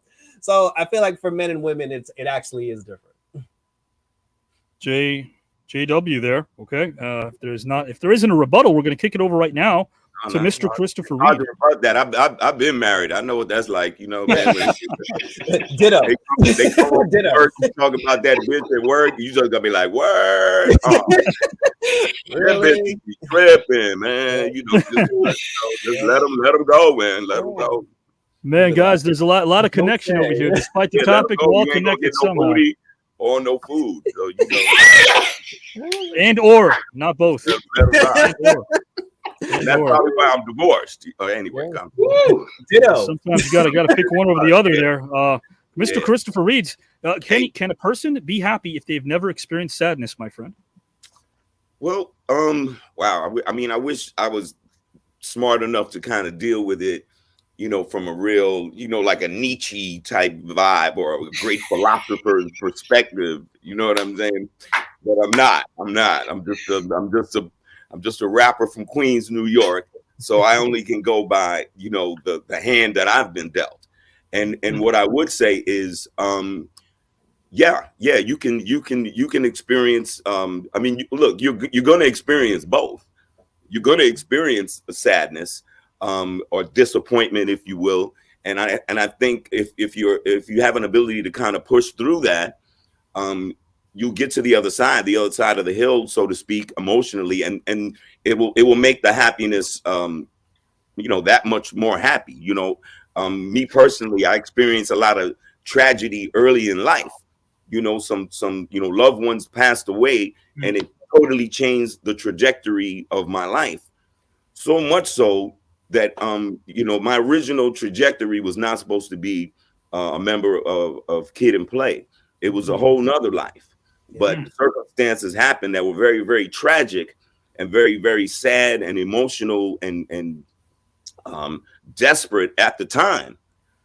But when I see how the course that my life has taken, and particularly where I'm at now, and what I've been able to do and accomplish, and the lives that I feel like my art has touched, then you have to go back and say, well, that sadness was worth it. And maybe even those people that you lost, if you hear them in your head, they would say the same thing. They would sacrifice for you. So that's my main deal. Like, like I said, even going through a divorce is one of the toughest things that I ever had to go through. But you never think that you're going to see or find love again. But many years later, I'm the happiest that I've ever been. So but it doesn't mean, and I can look at the sadness now, and a lot of it I can laugh at. I mean, like, man, we was tripping, I was tripping, or the arguments that were had, and this and that. So you can get through it. But I do think that sometimes the tragedy, the sadness, the bad times certainly make you appreciate the good times. Beautiful, guys. No. Gosh, thank you. Look, as sappy as it sounds, thank you all for sharing your heart and mind. I appreciate it greatly. And of course, our viewers now are going to be voting. Our engine that makes this thing go, and our judges will start with Joe Risitano. Are you ready to go? And let us know who you're voting for and why. I'm going to vote for Christopher Kid Reid in this specific round because you can't necessarily feel happiness the same way unless you experience sadness. It doesn't mean the same thing when you've had so much good happen in your life, and something that you see most often when you have dealt with grief or you have dealt with something that's completely changed the trajectory of where that road you thought you were going on was, and now you're onto a completely different path that may lead to good. You don't know that in that moment. You have no promise of life is going to get better. You have no context to that. You just have to trust the process. And through that, true happiness comes through. And that sadness that you felt then, it changes you. And it changes your mind. So my vote goes to Christopher. Right. I mean, Joe, I appreciate that. I mean, and I also want to say that I'm digging those white Mickey Mouse ears behind your head. when you go, boom, yeah. You like white Mickey Mouse. That's a new character. I couldn't read. I was trying to read Christopher. I couldn't read him. Like I couldn't. I was like, don't let Disney hear you say that. Like Christopher, you got to make the. But it makes the point hit home, right? We got the Mickey Mouse theme and the beautiful words, so it's a combination. Right, it's both two things. Yeah, it's kind of a mixed message. You're speaking so serious, but I see them ears over there. Yeah. Joe Risitano votes. Joe, you're still voting for Christopher Reid, right? I'm still voting for Christopher Reid. All right, 3 points for Christopher Reid. Having a lot of fun here, guys. Guys, and again, you have a voice over here, guys and gals. Your choice is to vote, but you also have a voice, and your comments have been absolutely beautiful. So thank you for engaging us. I'll read some of your comments a bit later as well. We're now going to turn it over to Giselle and see who she votes for in this very final topic and round. Please let us know who you vote for and why.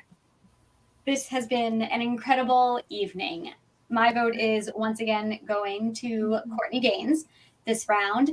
He shocked. It was clear, succinct, answered the question. One example. That's all I needed to be convinced. You have my vote.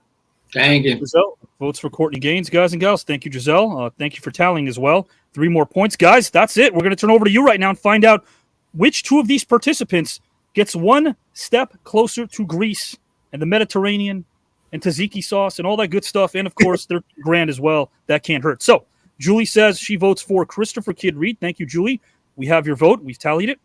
Okay. Julie Hall concurs and says great answers. Christopher Reid gets my vote. Very touching. Absolutely. Tammy concurs and also votes for Christopher Reid. 3 straight for Christopher. And Lexis Henderson agrees. Christopher Reid. This round, I felt everything he was saying, and it hit very deep. Thank you, Lexis. Bubba Brewer said this was a great debate, all 3 rounds. But my vote is for Kid, adding his personal situations in his debate. And very quickly, I will not get on a soapbox, but I do want to say this is why I do what I do over here, guys.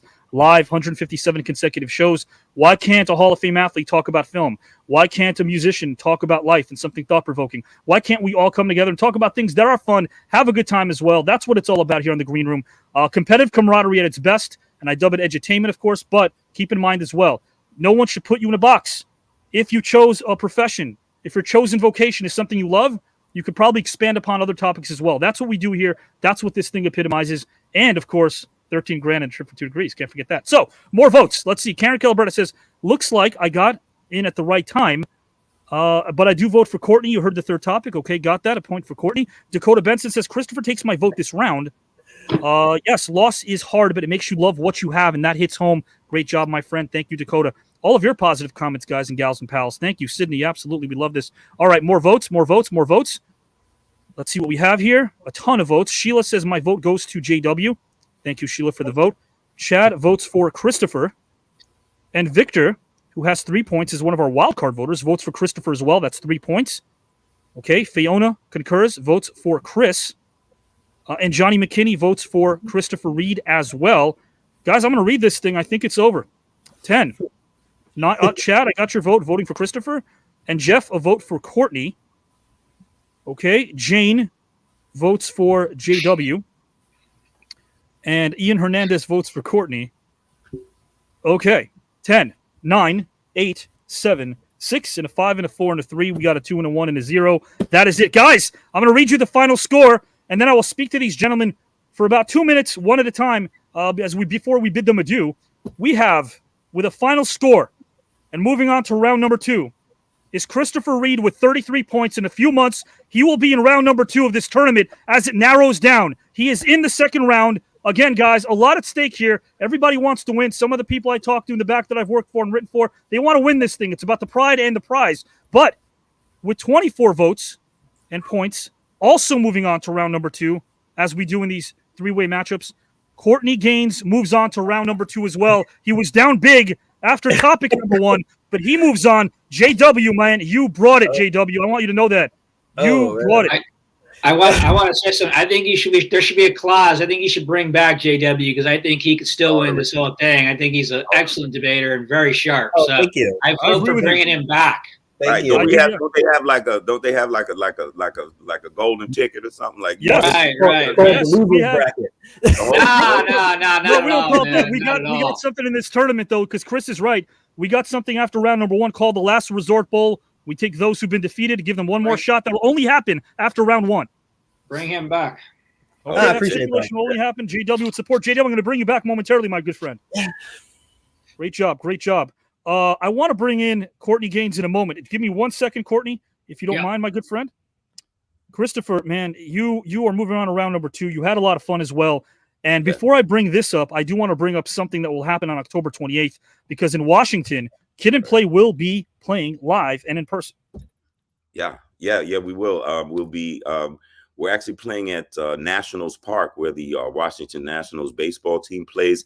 It's a big show that they're doing. It's headlined by Public Enemy and Ice-T. So we'll be pumping that out, in the coming days and weeks on Instagram, on IG, on social media and whatnot. It's been a great year. This being the 50th anniversary of hip hop, Play and I have been very, very busy. As people kind of acknowledge the distance that hip hop has traveled. It's cool. I mean, as you get older, these shows get tougher and tougher. The I Love the 90s tour that we're on with Salt Pepper, Vanilla Ice, Tone Loc, Young MC, Rob Bass. That tour is actually sponsored by Icy Hot, Depends, and Oxygen. Not the channel. Not the channel. No, not the channel. Yeah, it's on the side of the stage. It's for Tone Loc. You ask him, we gonna smoke? Tone Loc says. So we're having a lot of fun, and to your point, I had a great time tonight. It's great to be moving on, but like I said, I think when we all signed on, when Courtney and JW and myself signed on tonight with you as a great host that you are, we already won. The audience won. I appreciate all the love from your viewers. So yeah, hopefully. I want to say this to you before you depart, though, Chris, because I have to. I teach the craft of storytelling as well as writing for a studio for 18 years. But I got to say this, man. You're the one. You and Play both inspired me when I started writing poetry. I wrote poetry and started freestyling at a young age because of you guys and your message and what it meant. And we've got a large audience, and I want to say that. I don't say that too often about people, but when I do get a chance to say it, why not? Because life is short. We don't know what tomorrow might bring. So if it means anything to you, man, you inspired me way back when. And thank you again for being such a class act, no pun intended. You are great, Christopher Reid. Thank you, I'm brother. glad you had a lot of fun. The fact that you're from Queens is real cool. My management has been trying to get me involved in this situation for a while, and I'm certainly glad they did. It's been a great experience, and let's keep moving it forward, man. I appreciate you. Keep rhyming, man. That opening, your opening salvo is very, very, very entertaining. And like I said, it gave me like a battle rap spoken word. You know what I mean? I don't know if you're into that. I'm kind of into that, but yeah, very, very clever wordplay. So the English major in me certainly appreciates that. Means the world to me. Talk to you soon, my friend, and congratulations. Christopher Reid, guys and gals. Class act. Oh, no. Christopher, can you please sign back in again? I cut you off as you were signing off. There's someone there in the back. If they can ask Chris to sign back in, please. Courtney, I want to bring you in here because you, my friend, are a jack of all trades. You are not one thing, and that's not just because of what you love, but you have a passion for many things that you do. And I want to bring this up because in a few days, October 2nd, you inked a deal with Fake Fangs Records, who will release Safe Haven on CD. Correct. And your music is incredible. The track was Safe Haven, the Hero Big Brother, Bills in Space. Thank you. Thank you. Yeah. Courtney, did you have a lot of fun too as well? Oh yeah. I thank God I had sports topic because that's like in my wheelhouse, and otherwise I'd have been cooked because these guys were sharp, man. They were great storytellers and great debaters. I would have been in deep stuff if it wasn't for UCLA. So hold on, and UCLA. I mean, they're a dynasty. They're a dynasty. Yeah, they are. So I had the winning hand in that one. That's all I have to say. Did you have a lot of fun tonight? Yeah, I mean it's stressful though. Like debating is a stressful thing. Because they were good. They were very good. I was like, I'm in trouble here. So, but yeah, back to the record real quick. So yeah, October 2nd, the record's coming out. fakefangs.com. That's where you get the record. You can either get your digi download or you can get a limited run of CDs, and you can even get signed CDs if you like. And it's a rock and roll record. It's a storytelling record, and it's pointing out things that I think are BS, like you were bringing Bills in Space, which is about the billionaire space race, which I like to say is I think it's the greatest ego trip on the planet. And I'd like those great minds to do something like help the planet and help homelessness and help feed the world. How about that? Use your brains to do that instead of monetizing space. That speaks to me, man. It really does. And Courtney, you're a great guy as well. And I got to tell you, man, anything you're doing, I stand for it. Where would people be able to find this once again? One more time, where can they find this? Yeah, the only place you can find it is on Fake Fangs Records. So fakefangs.com. We're not going through the Spotify's or the iTunes. I've done plenty of that. It didn't really pay off. So we're going direct through Bandcamp. And that's the way we're able to make some great CDs and such too, with the Fake Fangs getting behind the record. So, yeah, it's a lot of fun. You can go on there and you can listen to the whole record 3 times for free. So if you like it, you can check it out. And if you feel like getting it, get it. In the film and TV world, the best compliment to pay someone is to tell them that they're honest and truthful and generous. And you're all those things, man. So thank you. Thank you, brother. Courtney Gaines, guys and gals. Congrats. We'll see you in round 2 very soon. What a class act Courtney Gaines is, guys. And I do want to bring in JW momentarily. Guys, don't go anywhere because we're not done. We blur lines. What does that mean? You got to watch and find out if you've never seen that. But we're not done. So don't sign out because we've got a lot. And JW does not look really happy. And I could see that he's not. And I'm going to talk to him in a moment, guys. Man, what a night. Kid and Play. Christopher Reid from Kid and Play was someone who inspired me when I was younger. You've seen 157 episodes. You don't hear me say that all the time. So, yeah. And Courtney Gaines, of course, came back, had only 1 point. 1 singular vote in round 1. Came back and moved on as well. So you never know what might happen in this tournament. We've seen it time and again. Glad I didn't vote. Guys, I want to bring in JW right now, if I can, momentarily. But give me a moment because, again, I'm going to read some of your comments here. if you don't mind. Congratulations, Courtney. Great job. Guys, your comments come first before anything. So let me read this for a moment. We'll see if Christopher wants to sign in because he had something to say right before he left. So we'll see if that happens. If not, no problem. Alexander said, I learned what dying meant in a poetic sense. You're talking about the third topic, right, Alexander? I see what you mean. Guys, this is now about you, so don't go anywhere because I'm going to bring up all of your comments and we can have a conversation about them. Well done, Courtney. Guys, did you feel like it was tough to vote in this one? Because I felt like it was probably one of the toughest. It epitomized competitive camaraderie and what it really means. Management knows what's up. Congratulations. Howard is beaming there, JW. He's beaming with heart emojis and some comments I can't even bring up about JW. Howard, of course, is in round number 2. Chad says, you did awesome tonight too, JW. Fought hard. Guys, there is the last resort bowl, and that means the way that works is I take all of the individuals who've lost. We've had over 20 of them. We vote on 12 that we'd like to see come back. They are then split up into 4 brackets, triple threat brackets. 2 out of 3 will advance and move on to round number 2 after that. So JW has one more shot to come back. And remember, there will not be a last resort bowl ever again after round 1. And of course, guys, again, this is the place. 20 Hall of Famers, 20 award winners, Golden Globe, Emmy, and Oscar. Incredible musicians as well. Washington, D.C., guys, is where you can catch Kid and Play on October 28th. Please do that. Go online and do your due diligence there. Some more comments, and then we'll bring in JW. All right, let's see what we got here. Spotify messes with your music. Is that what happens? Is that why Courtney doesn't want to go there? Maybe, you're right.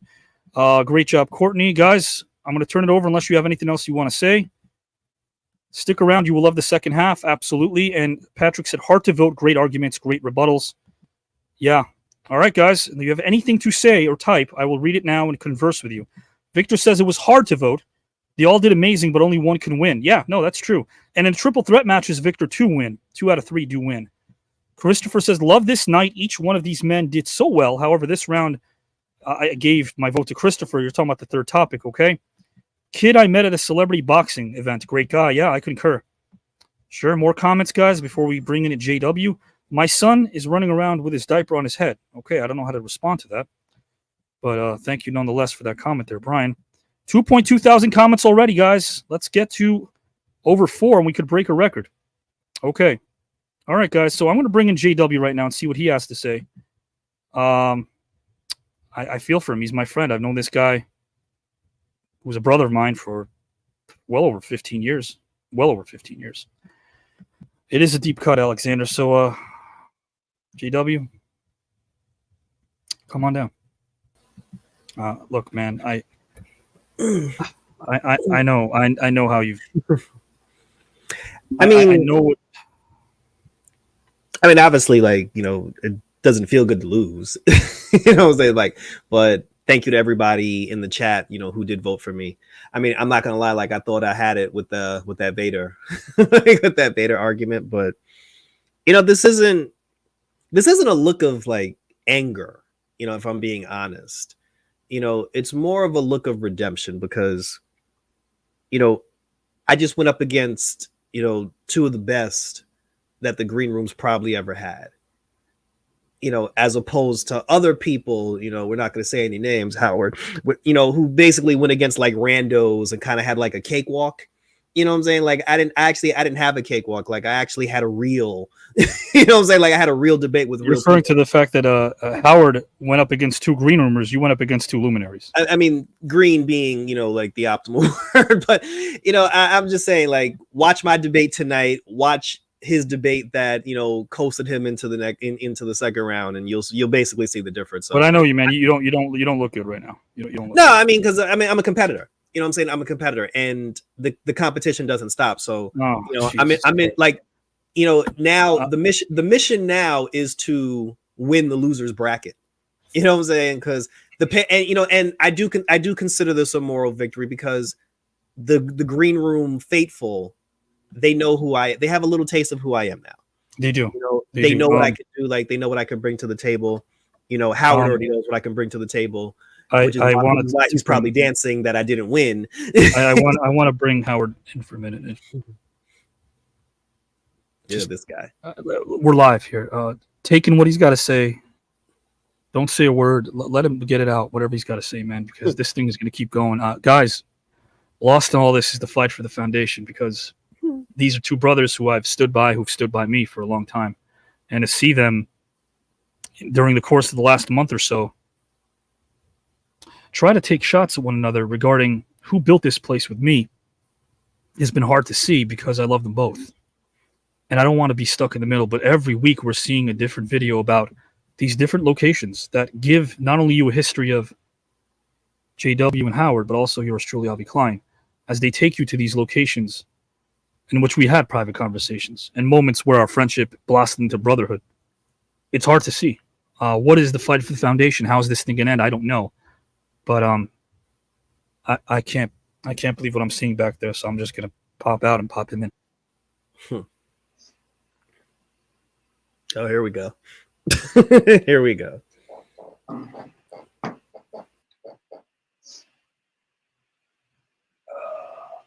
Okay. Oh, hey JW, I had to relieve myself because I was laughing so hard I almost peed myself. That wasn't because of the tournament. I thought I had him with my Vader argument.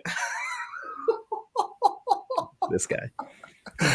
Oh, I feel like I've been here before. I feel like I've experienced right this second, this moment. This is too good.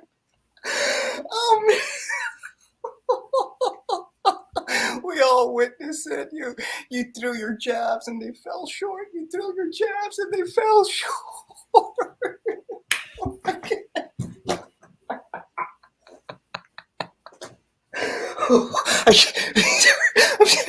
I'm sorry. I know it hurts.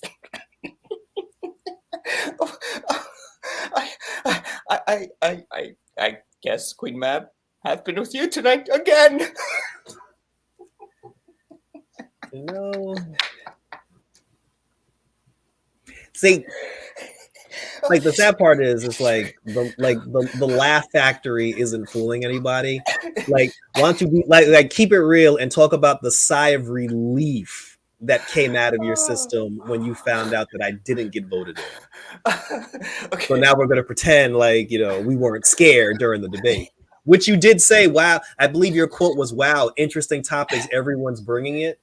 Hey, you know what?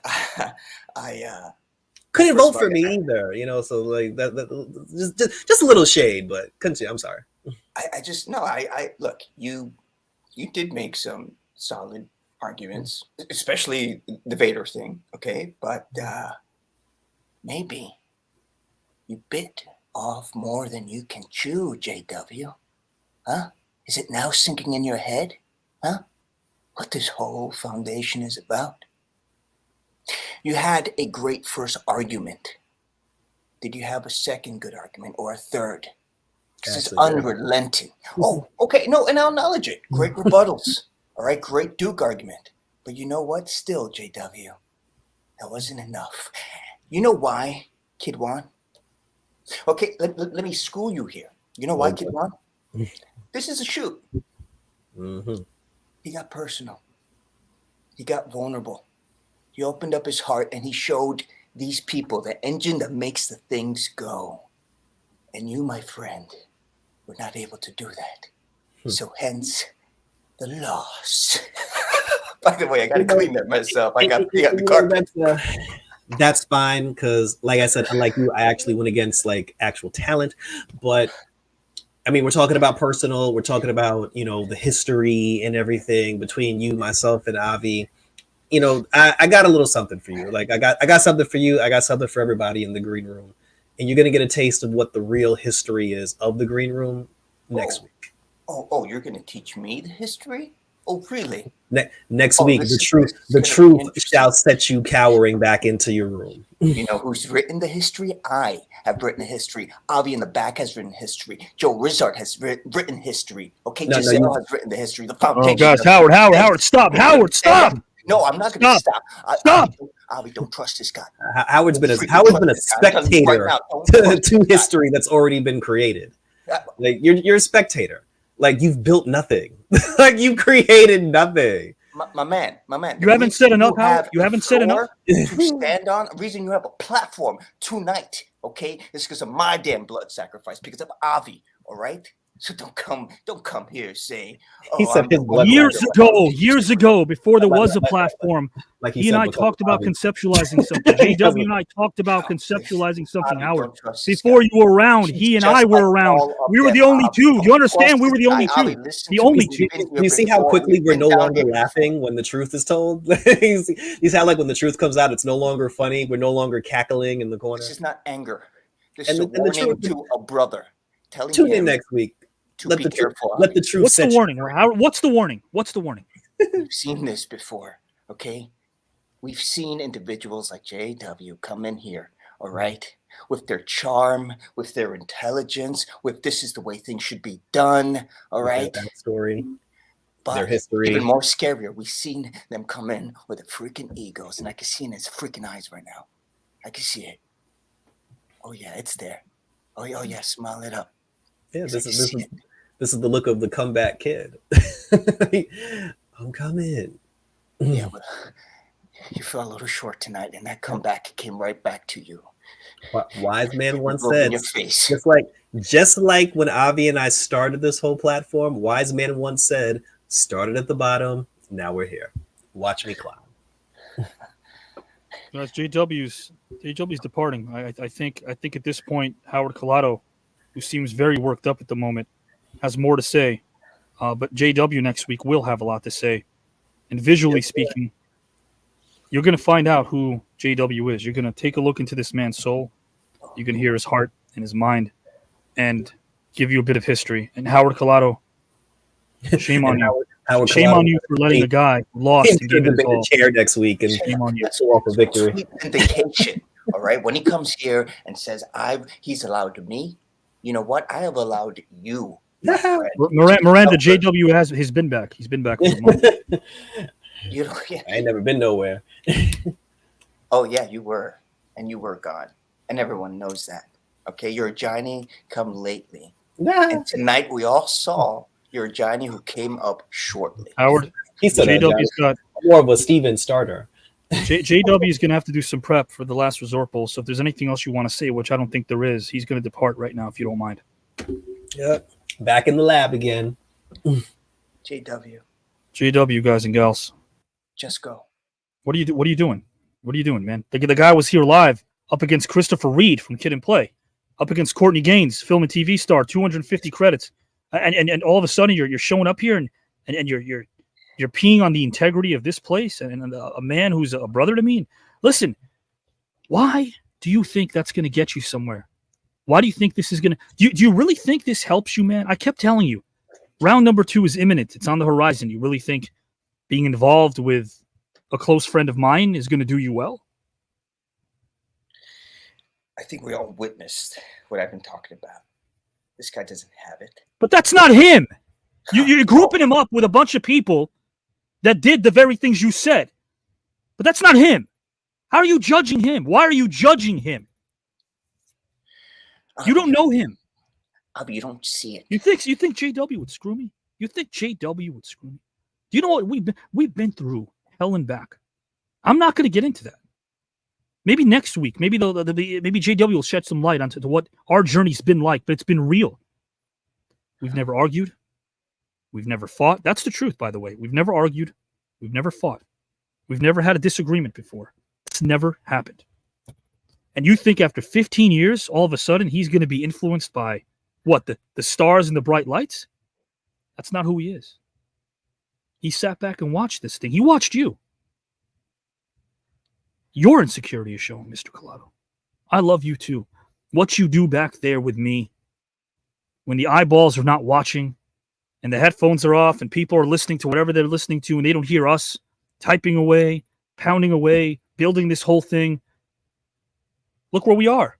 I'm giving you your due, but I'm also letting you know, if you're going to antagonize, if you're going to initiate, if this behavior is going to continue, nothing good will come of it. Avi, a question Yes. for you.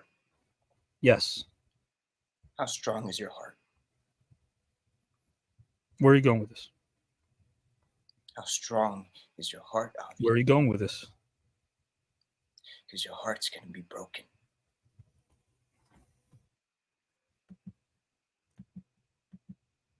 It's going to be broken. And it's going to be let down. And Let's see. Let's see what our engine thinks, guys. Let's see what our engine thinks, Howard, of your behavior. Okay, Karen Calabretta says, "You tell him, Avi." Brian is shocked. Okay, probably by your behavior. Let's see what else we have. Alex, you got him in his feelings. Well, it's good because it's what you're seeing is Howard's heart and Jarrell's heart, guys. JW himself. Valid points, says Lexus Henderson. Some more and more comments here regarding what we've seen. JW will be back, according to Richard David Lutz III. I would believe he is. Alexander Garcia says, JW, what? Just win. Yeah, listen, he wowed us tonight, didn't he? Incredible debater that he is. This is absolutely mind-blowing. Faye says, Chad says, Howard, just focus on round 2. Deal with JW later. Karen said, like I said, gloating is never a good look for anyone. Howard Collado, Phil Donahue says, is out of control. Out of control. Well, you heard it here first. I'm not the only one here that is shocked by this behavior. Richard said, Howard, extremely uncalled for. This is Gus. What celebs do you think will eventually show up in the green room? Well, they've been here, Gus. I mean, you mean next week? There's more. Another triple threat match. 2 Pro Wrestling Hall of Famers will be on Saturday night, but we're not done just yet. 2 Pro Wrestling Hall of Famers. And Howard, cool off, and we'll talk later. It's going to break your heart. I do want to bring in Bubba now, and before we talk about the match we just had, Bubba, because you come in usually right after JW and Howard are making a point in this fight for the foundation, you've been privy to it, you've been watching it, you've been following it. You have to have some sort of opinion about all this, man. So let me bring you in. Wow, that's all I got to say. I thought JW, you know what I mean? It was he had a lot of class in losing. Yeah. And Howard doing what he just did moments ago, I believe is probably uncalled for in this debate tournament. I don't know what the public feels. I know a lot of people have been writing it down, but I think it was uncalled for. And then hopefully JW gets another opportunity. If he would have did a little bit more on that Vader, he would have swayed me. You typed that, remember? Yes. And I have a lot of notes that I've been writing down because I'm trying to analyze debate, which I don't know how you get these people again. It just boggles my mind how you do it. But, I mean, JW... hard work. And that's one. Unfortunate, but reputation. Again, I've been working with the very best for 18 years, and the best thing to do to give advice to others is your reputation. Separate yourself from those who are toxic, right? Separate yourself from those who aren't professional, and then keep your circle very small, but also work with people who are like-minded. Very important. Well, how would you move away from what just Howard just did? I don't know if I have, because he's a close friend of mine. I don't know. It's tough. Well, that's very hard because I mean he's gloating. He's gloating, and realistically, I don't know if Howard could have been in this debate and fared just as good as JW did in this debate. I mean, JW brought it, but he was very, very close. And you know, what if Howard was matched up against Courtney Gaines and Christopher Reid, kid? I mean, you know, he'd be outside looking in. And do you have a message you want to tell Howard really quickly? Anything you want to let him know before we continue to dissect? Well, Howard, don't ever gloat because you never. Howard, don't ever gloat. Yeah, how you doing? Don't ever gloat because you never know the opportunities that other people will present themselves. You have to be humble, sir, and humble will get you a lot in life. It's true. Bubba, this is my home. I understand that. I protect it with my heart. I understand that too. And my sacrifice. JW comes in here thinking he could just... So wait, using that logic, Bubba's in this tournament. Let's talk and let's segue into that. Bubba's in this tournament. More on that soon regarding a date, which I'll announce now, by the way. More on that. But because Bubba's in this tournament, do you feel the same way about him? He just showed up and said, hey, I'm Bubba here. I'm here to win. I don't care about you guys. Was that his attitude? JW didn't have that attitude either. You know why? I announced a month ago, in front of this audience watching, I announced that they can vote on whether they want to bring JW in, and I also gave Bubba that opportunity because there's only a few more spots left, and guess what they said both times? They said yes to JW, and they said yes to Bubba. So if you're going to say that about JW, why don't you group Bubba into that as well? Rebuttal. See, Bubba didn't come in here saying he built this foundation. Or he I agree, Michelle. I agree. This foundation. Bubba actually came in with charm, energy, wit, intelligence. All right. Well, thank you, Howard. And there is humility in Bubba.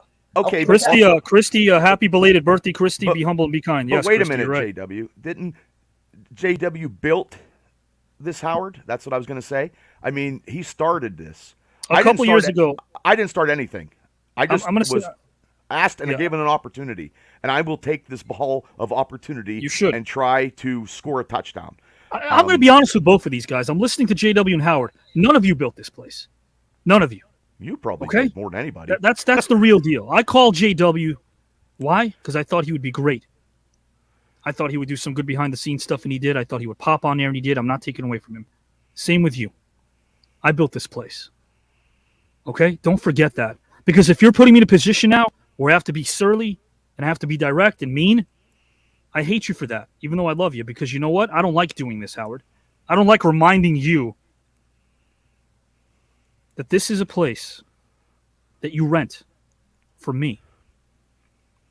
I own this place. You simply take residence in it because I allow you to. Same with JW. Is that what you want to hear? Because that's the truth. 120,000%. You are the foundation.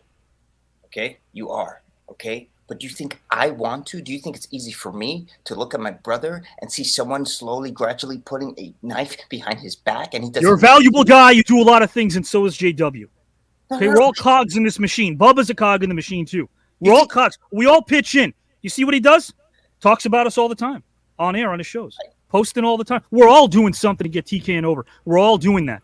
Yeah. When we're on 53 pages getting the amount of views total, not just on my page that we are, it's because it was a united effort. There's and the no celebs, what they're doing Howard. behind the scenes, talking about what we're doing. It's a collective effort. It is. I agree with all of that. Okay? But you are forcing me to tell you that there's a man with a knife behind your back and you are not listening to me. All right, you know what, man? We'll talk later because this is Bubba's time right now. But Howard. just handle yourself with some humility, Howard. That's all. Yeah, I mean, after the debate, I mean, you're going off on a tangent. You can't do that. If you're going to play smart, you got to be smart all the time, sir. Okay, I was doing that to a man who said he allowed me to come in here. Okay, I'm sorry. No, I'm sorry. When I have an opportunity to piss it right back, yeah, I'm literally and figuratively going to do that. Well, what we're going to do right now is talk about Bubba. Because, guys, hopefully it is official. Doesn't get me in a debate, I guess. I like that you're smiling because I'm going to be smiling now, too, and you'll be smiling even wider because, guys. Okay.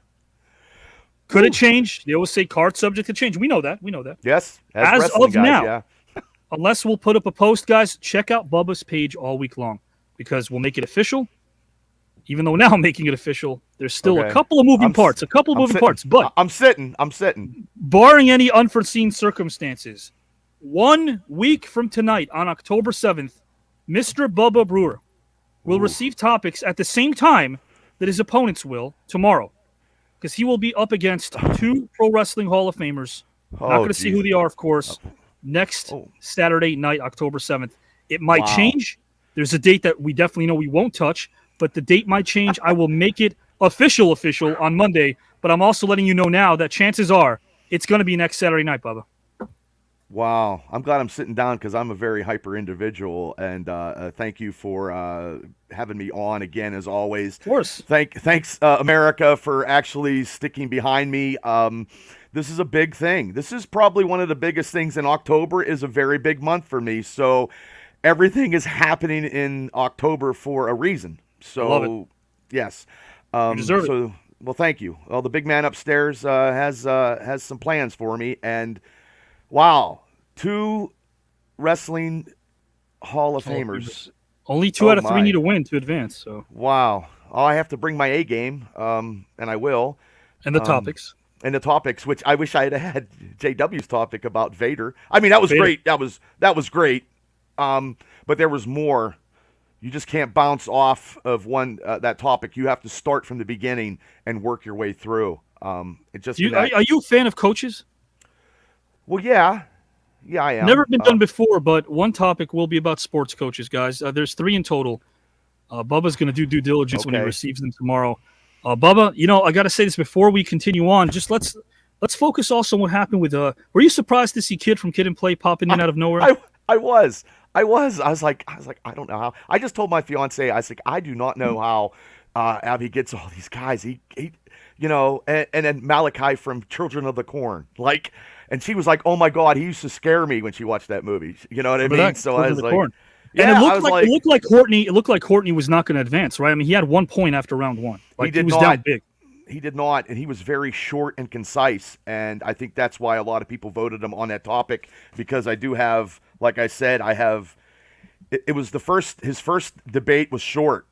JW was very, very good, but he bounced back and forth. He should have went and talked about Vader from the Phantom Menace on, not going from when he did the Emperor and Luke. And then back around, yeah. Right, you can't go back around in that. You just got to take it all up.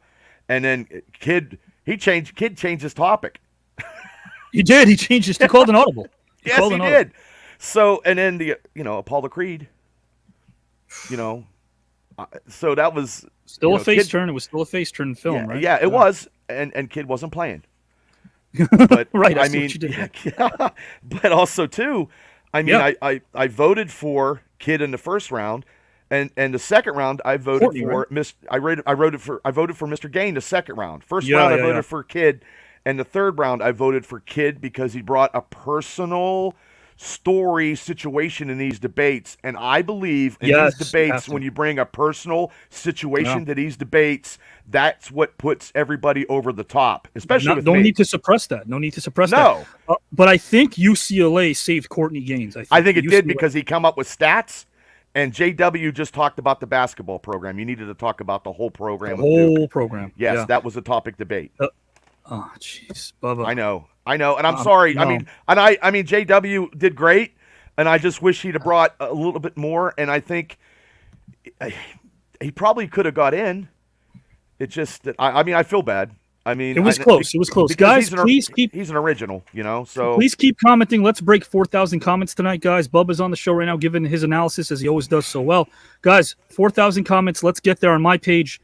We have other pages. We don't know what they're doing right now. I'll check later. 4,000 plus. Let's reach that milestone again and bring in your friends and family to watch this, because you get analysis, you get great mystery celebrities. You never know who they're coming from, guys. We've got Oscar winners coming up. We got more Hall of Famers coming up.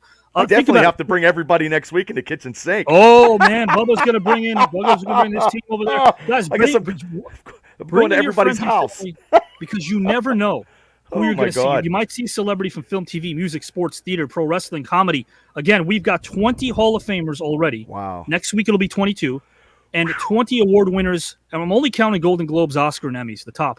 So cream of the crop here in round number 2. Round 2 is going to be nuts. Bubba, do you think from what you saw that Christopher Reid is a contender to win the whole thing? Could he go all the way? He'd be very, very close. And Mr. Gaines could be very, very close too. Both of those in the debate now is formidable. There is a lot of people that are going in the second round. I mean, I got to get through the first round. So I'm not like everybody else. I am planning one step at a time.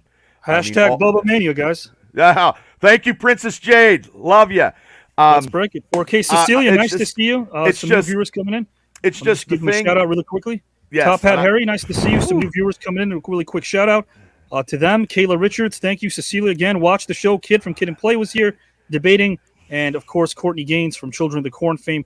Bubba Mania, hashtag Bubba Mania. Go ahead. I cut you off. Go ahead. I'm gonna need it next week, because this is gonna be truly going to be a triple threat match. Me against 2 WWE Hall of Famers, and me bringing on my A game. And I got to be focused on this match. I can't be like everybody else going to round 2. I got to get through round 1 and then worry about it. No problem. I got to crawl before I walk. Kid, hashtag Kid of Steel, guys. If you notice me in a somber mood, it's not because of what happened with JW and Howard. Bubba, I feel bad. I feel bad because you don't know why. You don't know why. Was one you don't know why. This is why I feel bad right now. Oh, Jesus. Can I go, Joe? Hello. Can you go? Do you need to go now? Okay, that's fine. I mean, I always appreciate your presence, but may I have this? Thank you. Thank you. Have this time. It's good to see you, Bubba. You too, Joe. It's good to see you. I did a lot of research this week because I think that I think you deserve that. But I know that that's not what we're here. You promised everyone a list. I'll let you continue. Last week you said you had a list. Let me set the stage for our new viewers. Hold on. They may not know. Last week, you were up here, and for the last few weeks, you've told Bubba, who's a former pro wrestler himself, that you think, as we caught you in the act, there was a video that played, and we all watched it go down. You said the film and TV folk and the comedians and the theater goers, all the celebrities from that world, are more prominent and have a better chance of winning than the pro wrestlers. That's what you said. I asked you why, and you said you'd have a list. Do you have a list explaining why you have such animosity towards them? Okay. Right here, physical, in the flesh. I have a list. I'm very glad. Again, I want to say I'm glad you're here. Thank you for coming, because I did watch a lot of wrestling matches. In fact, even at my job this week, we had a moment where I was setting up an exhibit, and it was pretty cool. But here's the thing. This is not me playing. This is not me playing, joking with you right now. Okay. We got to watch the Royal Rumble. We got to watch the Royal Rumble. Oh, which one, Joe? It was the most recent one. Now, mind you, obviously it was the male version, like not the female version, so we didn't get to see Rhea Ripley, which would have been cool. Now that I know like who all these people are, but I'm glad you know who she is. That's awesome. Yeah, but it was still very cool. I was pleasantly surprised that I enjoyed Cody Rhodes. I gotta say, gotta name drop. He seems like quite the fascinating individual. Oh, okay. But you know his dad. You ever heard of his dad? Dusty. Oh, okay. Oh, yeah. Groovy. Okay. Yeah. No, I'm learning so much more. And that said, I have to say that my first reason I want to give you that I don't think that the wrestlers are cutting it here, that I think is a problem, is that they're the ones who are getting all the promotions. They're the ones who are pushed at the forefront of all of this. You see, we may have the Hall of Famers. We have the people who, win the awards, but why the wrestlers, Bob? Why the wrestlers? That's the thing. Like, these wrestlers, they don't have the same way about them. I mean, they do, but they also don't. I'm not speaking in vague generalities here, because some of it is just personal stories. It's not sticking to the actual subject. And we need to stick to the subject. We can't go on some trail about, how my life was and we can't do that. And that brings me to number 2, which is the wrestlers are being placed with me. The wrestlers are being placed with someone like me. I don't want to be mixed with the wrestlers. I don't want to have this feeling where I'm going to be talked over, or I'm in a different bracket because I'm the skinny guy. Like, I'm this guy that's just this weakling. Like, I get that. I see how that is. And I can't take that. I can't take it. And that brings me to number 3.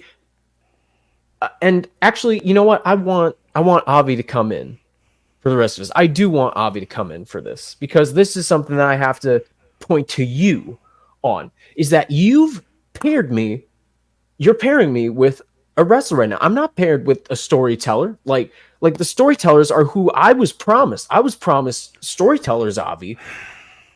What are we doing? What are we doing? Storytellers, Joe? They're not storytellers? They don't tell stories? Not like this. It isn't live theater? Where's the awards? They don't pull on people's heartstrings, Joe. No? Sure about that? No. And that brings me to number 4. You are making me, because of your decisions, you're making me look like the villain. Yeah, Pac-a-Lunch, you know what? Here's the thing. That's the thing. Exactly. That kind of talk. You always make me out to be the villain. And I have people, and I got their names, 2 specific people that I can name right now, that if I see them in the comments, I'm going to point at you so much right now, because it's true. This is a shoot. Storyteller. Right, Cecilia. Everyone's a storyteller. You're right. Hauser. Go ahead. Hauser. You voted for Rock Richards in my debate. If if it hadn't gone to Rock Richards, maybe I could have gotten to where that storyteller was. Maybe that wonderful storyteller, Jason Lund, maybe I could have gotten to him because he was at a certain point. But no, Ed Hauser. Ed Hauser was one of them. He constantly talks on the black box about how You're blasting our viewers for not voting for you? Yes. Yes, I have it written down here. And I'd like to bring up another one. Johnny McKinney. Johnny McKinney, where are you? Why are you the way that you are? Because you don't why? No, I mean So that. your gripe Why- is the fact that Johnny and why Hauser and don't- the rest of these why did you individuals vote for voting Rock? didn't vote for you? That's your problem? That's your issue? Was it because Metallica, or was it because he's a wrestler? So it's predetermined. Ooh, not a good one. Give me, I'm gonna nope. let Bubba- I'm Nope, gonna let give me a Bubba moment. take Give me a this. moment. Give me a moment. Give me a moment. I need this. Okay. Avi, I need you to give me a moment. Okay. I have one more reason. When I was 6, I was finally for the first time coming into my own as a kid. Now I started out as a skinny it's funny because I started out as a skinny kid. I was a skinny kid because my parents weren't they didn't have a lot of money, and the money they did spend, they spent on all sorts of other stuff because they were people that they just had a wrong place in a wrong time situation. So a lot of that money went to taking care of bills, electricity, and all the things you think that you would need. And I happened upon, through a friend, a little kid that I played with at the time, because I didn't have many friends because I was very sheltered. That doesn't surprise me. I had sorry. He had wrestling action figures. You He had a friend who Sting. had wrestling action figures. Yes, a friend who had wrestling action figures. Okay. And my favorite one was Sting. Sting was my favorite because Sting was the coolest. He had like face makeup. Like this. So This there was a time where you warrior liked and period. respected the wrestlers. Okay, go ahead. Well, please. This was someone who showed me the way these people were, and I as I grew up, I wanted to become a wrestler. I wanted to do that. I wanted to enjoy wrestling because I thought it looked cool. I got to play with the action figures, and my friend told me that someday you could, if you could be this person, you could. So I saw an opportunity as a kid to grow.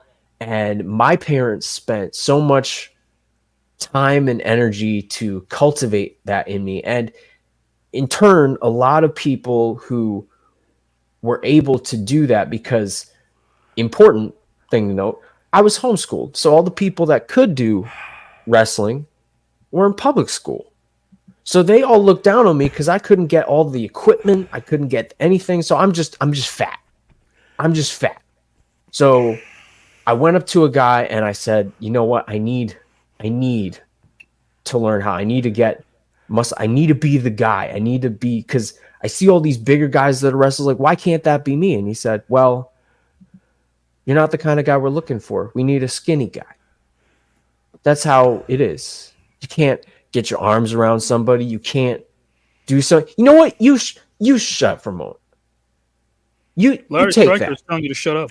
That's because he's Hey, the king. you know what? Here's the thing. Larry, are you wrestling? Are you wrestling right now? Did you see what happened with me back at the time? Did you experience what I experienced when I was that point? When I was told no, when you were told that you couldn't do anything with your poor life, you, when according to you were Karen. told Poor you. that Poor I Joe. don't care, because that was the point where I realized that I couldn't be me. I couldn't be something. I couldn't achieve anything. I couldn't achieve anything that I wanted to do. I wanted to become the wrestler. I wanted to be muscular. I wanted to be the guy that everyone looked up to. I wanted to be that person. I'm out, and Bubba's going to take care of this when you're done, Joe. I'm done. I can't. No. Let me take a drink, Joe. No. Oh my God. Go ahead. Because Thank you, Joe. Oh my God. Because I can't like that story. I lost it. No, I lost it. You lost it. Did you ever get it, Joe? Because that story tugged at my heartstrings. That, oh, you were homeschooled. Oh my God, I was homeschooled. Oh, I couldn't play with the action figures. Oh my God, I love Sting. I was a Stinger guy. Oh. Joe. Oh my God. You know what, Joe? Since you had your list, maybe I got a list right here. I wrote down, Joe. And then Kid and Play is right. You look like a white Mickey Mouse with those ears on your head. Sorry, I couldn't help it. But I do have a list, Joe. And I don't know why you hate wrestling so much. You maybe got beat up as a kid. They took your lunch money. No, it's because I was rejected. Oh, well, everybody was gets told rejected. I can't be that. Well, did you I was strive at a point. Did you strive to do something better when you said no and they rejected you like everybody else yes, does you in know the what world? I strive to be? You know what I strive to be? I strive to be someone who is intelligent. I would strive to be somebody who is able to face up to that point. I became thinner. I became the athlete that they wanted. I became stronger mentally. I focused. I learned. Good. I told myself that I was dumb because I was this fat slob that became like all the other people that I see on TV who were wrestling. And you know what? That's the point when I had to make that decision and change my mind. And you know what? I did. And I became stronger. You know what? You're a poor baby, Johnny, because you voted for a loser. You voted for a loser who lost. And every person that I've been paired up with who is a sports person has lost. And that's the thing. If you want to go against me and figure that out, that's fine with me. But at this point, I want to make it clear that I am better than You're not. you. I am smarter than you. You're More definitely not. intelligent. So I'm here. I'm not.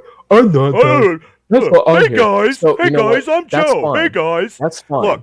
Look, Joe. You can go with I'm sorry. buffoonery. Look, Joe. I'm sorry about your childhood. I'm sorry about you get put in with wrestlers. I guess next week I have 2 Hall of Famer wrestlers I have to go with. First off, Joe, I've never been in a debate before, so I have to come on. Hey, Joe, you better pray to God that I don't get through this first debate because I will be coming after you. And you can smile all you want, sir. And you can go to all your acting classes because there's no way that you're going to act when you get your ass kicked in the verbal debate with me, Bear. But anyway, I got a list. Yeah, a verbal debate. Verbal debate. I could be the verbal violator, sir. Thank you very much. Verbal violator. That's right.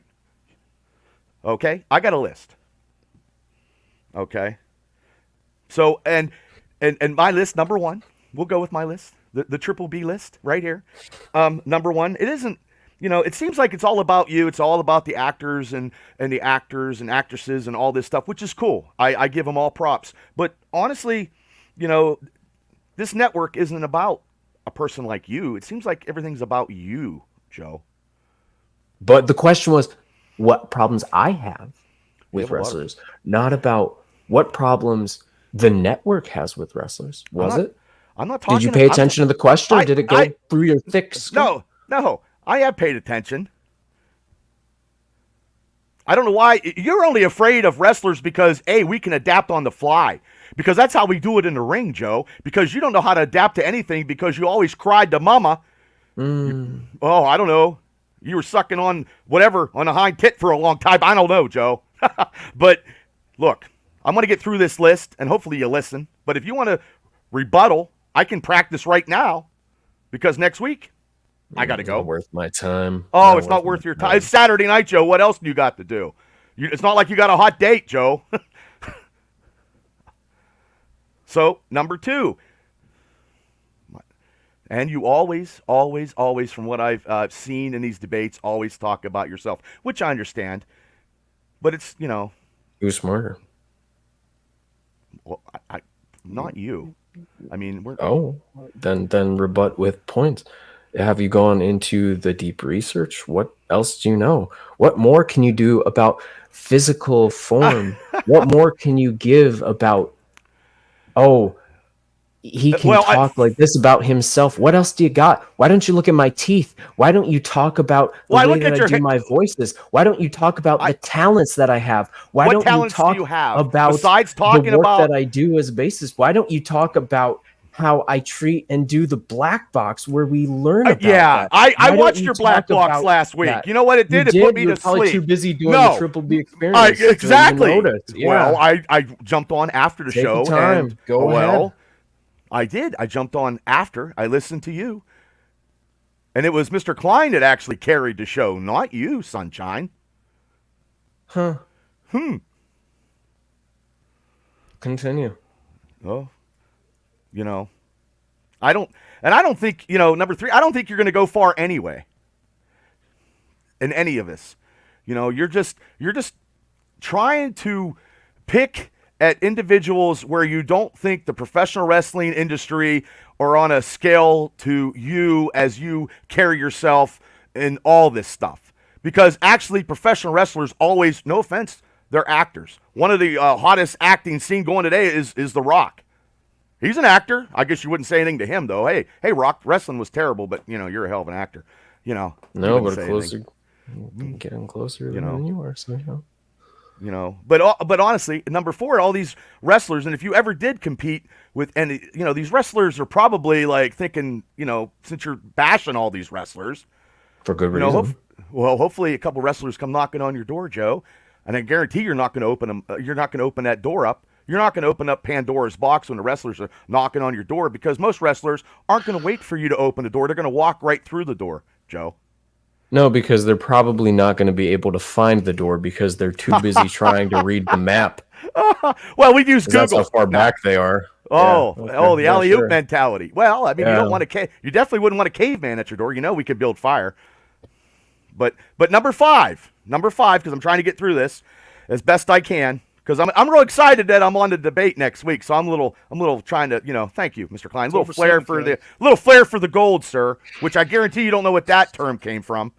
I guess you have a show. What's it called? The Voiceover? Is that your show? Because yes. you mentioned my show, the Triple B Experience. Mm-hmm.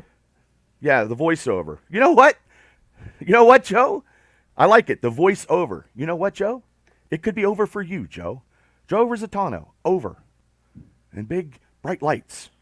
Yeah. And what about if I could get that? That would be great. I could take that show over. I mean, I got like 5 or 6 shows under my belt.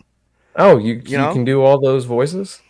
Oh, I could do voices. I could probably do a couple. Hey, as long as I'm entertaining and people are following me, I think that's what counts. Maybe I just, hopefully I get to, get through the first round. I get to you and me and you in our heated debate.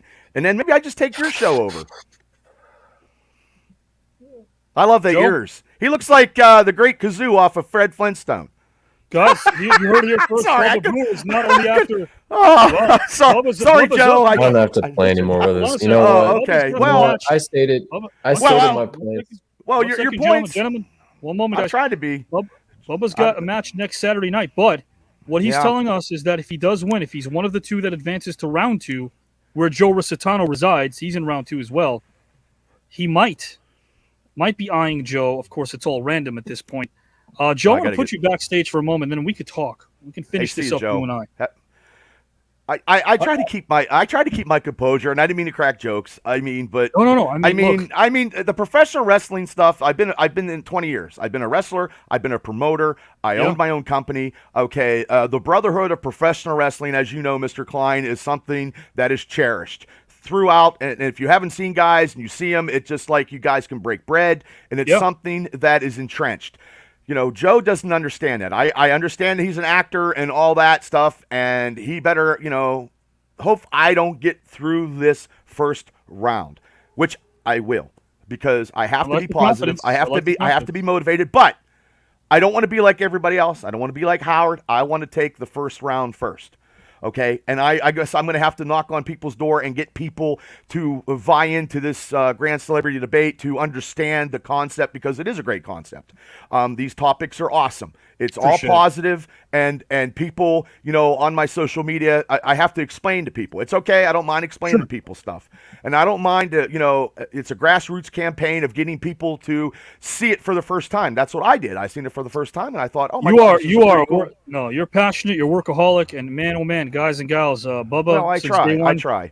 Since day one when he popped up here, I loved your comments. I went to one of your Facebook lives that I noticed. It was well. Sometimes I ran a little bit, and I tried to be comical, and I enjoyed. it's passion. I'm trying to compliment you. No, I'm saying when I watched your show for the first time, here's why I compliment you. It was real. I felt like I was in a living room, and I'm the type of guy that wants to feel like I'm in someone's living room, hanging out with them, even though I'm not there physically. Right. That's what the Triple P podcast brought, guys and gals. And look, it's not just on one platform. For instance, if I pull this up right now, which I will, I have not pulled this up yet, but with the exception of YouTube, there's also another avenue of watching these incredible podcasts hosted by Bubba. All you got to do is go to Facebook, which you're on right now, the Triple B Experience. Yes. Yeah. It's got its own page, guys. 1,000 likes, 1,000 followers.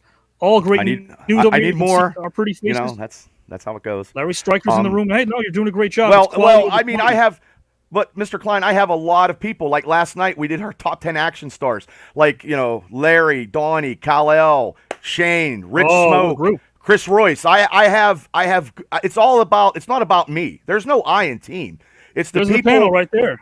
It's the people. Yeah, it's the people that come on that drive it, and they know I'm for real, and they know that I don't BS.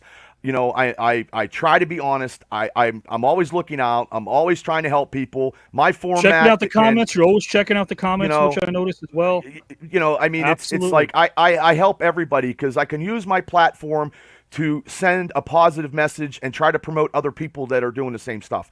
I would like to do this full time for the rest of my life. I mean, I don't ever shut up. I'm sorry that Joe, you know, doesn't think I'm intelligent enough to carry debates or whatever, but I talk all the time. It'll be somehow the two of you wind up in round two. If you have to obviously win next week's match, somehow the two of you lock horns. It is going to be a verbal war, a contrast to two styles. And guys, you can also check out this YouTube page. As I've been pulling this up the last few weeks, some of our incredible cast has also been sharing this on their posts. Guys, Mr. Klein, this is a huge on YouTube. I love this channel. This is a huge opportunity. You have given me an opportunity that nobody understands, even the people that know me that see this stuff. This is an opportunity. You have a network that's going 75 shows with major celebrities, Hall of Fame sports people, you know, Hollywood actors and actresses. You just had a legend in the rapping business from Kid and Play tonight. You have Malachi from Children of the Corn. Nobody can do the stuff that you do, Mr. Klein, and it's the truth. It's You're real. Part of this team, dude. You bring a lot. I you bring a lot appreciate to this team as well, man. A lot to But this these team. people need to realize. These people need to realize out there in social media world what kind of concept, because you probably get an hour of sleep every day because you're going 23 hours doing all this stuff. It's not easy, and I know that because I do my own. You do just as much, guys. Bubba again's got a big month because besides the podcasting, a big month. We know something happens in your personal life, which is pretty awesome news as well. So that also on your plate, because we know how doing that is not exactly an easy task. We were doing that today, and I got your audio, and I'm like, I got to get home, and I got to get ready for the debate show, and I flew. You know, that you're not an underdog to me. What I'm trying to say is next Saturday night, whether it's another date or next Saturday, we'll confirm officially over the weekend tomorrow or Monday the latest, but it should be next Saturday. Guys, I don't think Bubba is an underdog. Do you guys think he is? Wendy Jones, Kate, Chad, Sydney? I don't think I see all of your comments here. I don't think that Bubba is an underdog. So regardless of who his opponent is, Bubba Brewer will be debating very soon in round number one. It'll either be next Saturday or another date. And Bubba, I got to tell you, man, bring it. And as far as Joe's concerned, I have no other option to bring it because he's going to be a judge. Well, oh, is he? Oh, well, maybe well, Joe shouldn't look. Joe, when you're out there, you should not be. You can't be biased. You have to be unbiased. I have to be. We'll see. You should be. Biased? You should be Biased? unbiased. You should be unbiased. Can we make that a sound bite? You should be biased. Yep. Hold on a second, Joe. You know, I'm going to bid Bubba adieu for a moment. I got to talk to you one-on-one because Bubba's our guest. Triple B podcast. Triple B. Guys and gals, this man talks everything in the world, and he does it in such a way where you feel like you're in the room with him. He greets everybody. They have a great time. He's got a great crew. Checked out his college football show the other day. Some great picks as well. Really smart people there on that panel. Man, Bubba, I'm going to check you out real soon, and I will let you know tomorrow or Monday the latest whether or not it is next Saturday night. Bubba Brewer, guys, coming to a grand celebrity debate tournament near you very, very soon. Good night, America. See you, Joe. Have a Bubba great Brewer. night. Thank you, Mr. Klein, as always. You got it. Joe, what's the matter with you, man? Like, how could you do this to me, Avi? How could you do this to me? I do hope he advances to round 2, and I'll tell you why. Why? Somehow, maybe I'll wish upon a star. Maybe I'll find the right clover leaf. And pray, oh pray, that you and Bubba Brewer find a way to play. This I say, because that'll be a good day. If you guys face each other in round number 2, that'll be true. Someone might end up black and blue. Joe? Avi? Yes? You're making me feel like I'm not wanted here. Of course you are. Like no, but give me a moment. You promised me storytellers that the artist would be the point of emphasis for that. The wrestlers can't handle it. They don't.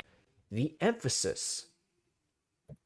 Right now, what we're doing, what this feels like, it feels meta. Because when I host the Black Box, the reason the Black Box is because we're on a stage. That's where it is. The Black Box is a stage. And it's about our viewers, right? It's about the engine, correct? Yes. But you're putting the engine. Putting me in a place. We'll resume You're this. putting We'll me in a resume this. place- I'm not leaving you. I'm not. Hold on. If it's about the engine, maybe this will change your mind before Johnny McKinney or anybody else gets mentioned by you. Look how great they are, Joe.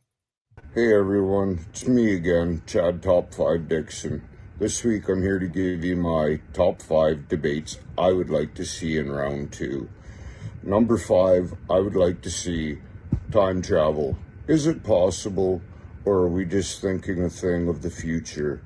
I'd like to see the debaters go for or against why they think it's possible. Number 4, I would have to say, who built the greatest car in history, and why is that car the greatest to them? Number 3, I would have to go, who is the greatest quarterback duo with a receiver tight end out there in history out of any team? It could be the debater's choice on who they choose. Number 2, I would like to see, who is the greatest rock and roll song written by of all time, and why do they think that song is number 1? And my number 1 pick, I would like to really see who they think is the greatest slasher in any of the horror franchises out there to date. For example, it could be the great Jason, it could be Michael Myers, it could be Freddy, heck, it could even be the newcomer out there, my friend, Art the Clown. The Clown. Anyways, guys and girls, I really hope you enjoyed my top 5 that I would like to see in round 2, and hope you all have a great evening. Yeah, you see, Chad. I don't even know how to get mad. Mr. Then. Superfan, man, he's got heart. Just like all of you. You guys can send us videos. Hold on a sec. All of you can send me videos if you'd like. We'll let you know what our top 5 list will be for next Saturday. We can air it over here. Chad always brings it. Julie Hall always brings it. Karen Calbretto always brings it. Johnny McKinney always brings it. Gus Anselmo always brings it. All of you over here always bring it, man. We appreciate all of you so very much. Man, oh man, I got to tell you, man, this is why we do what we do. So you were in the middle of saying what? Because we got about a couple of minutes. Guys, don't go anywhere because I have a special video to play for you real soon. Go ahead, Joe. What were we going to say? Why are you pairing me with this?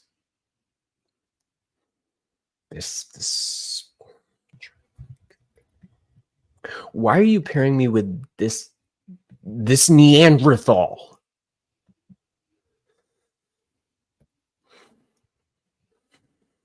Why am I pairing you here with Bubba Brewer?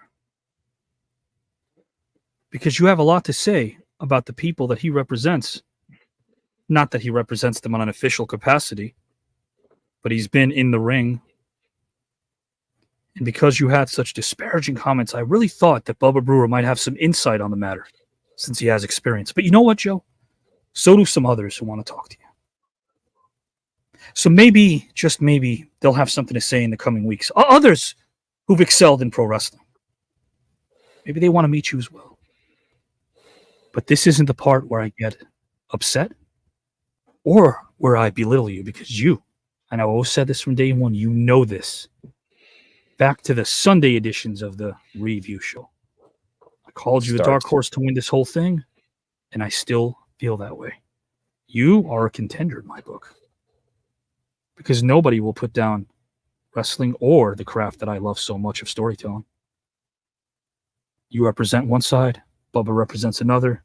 Maybe it's my goal to interweave the two. Maybe it'll take a while. But regardless, if you stay focused, you could take the whole thing. You were the first green roomer to take on a celebrity. Do you remember that? New Year's Eve last year. Do you remember that? You took it to Michael Winslow, didn't you? First green roomer to take on a celebrity. The first one, and I did it in a tie, but it was because I was given something that went. It's Johnny McKinney. It's Johnny You know McKinney. what? Johnny? I'm not going to pay attention to it. No, you know what? No. I don't think you should. Smarter than that. Smarter than I don't that. think you should. I don't think you should. What I think you should do right now, if I were you, is take a breather. We'll be back with Joe Rositano, guys and gals, but I truly want to bring in somebody right now to the broadcast that has been also thinking about a big night. Why? Because when round number 1 comes to an end, as she told me last week, she will accept the offer of hosting her very own Green Room episode. I tried to twist her arm. I tried to finagle a bit. Didn't work. So if she hosts one Green Room episode between rounds 1 and 2, and her episode has more views and comments than my previous episode, I'll be gone for the rest of the year. Can she do it? Can she truly do it? Can Julie truly do it? I think I can. I believe I can. You believe you can, but you know what are we seeing? What are we seeing from you? Because here's what I'm noticing, that you not only have one, but 2 people now in the way. We thought the great alliance of Pete Sharpie and Julie would last, and it didn't. And now all of a sudden, Kelly White and myself have been going quite strong with our very alliance. And it seems like Kelly White sent some interesting messages to one Pete Sharpie. I won't call them threats. He had that knife last week. He held it. And he told Pete Sharpie that if his goal is to eradicate me from this very foundation, then he'll have to answer to him. But he also said that tonight he has a message for you. I could see you listening, and I could see you very observant, dare I say concerned, and you should be, because Kelly doesn't mince words, and words ain't all he got, Julie.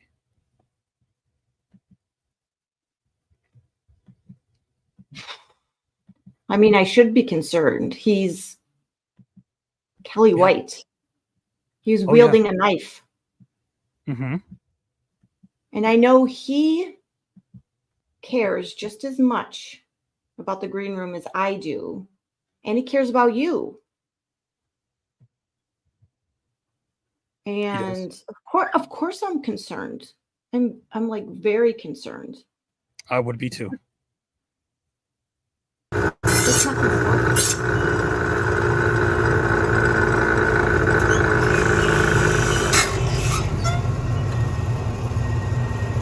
Hey, Julie. It's September 30th.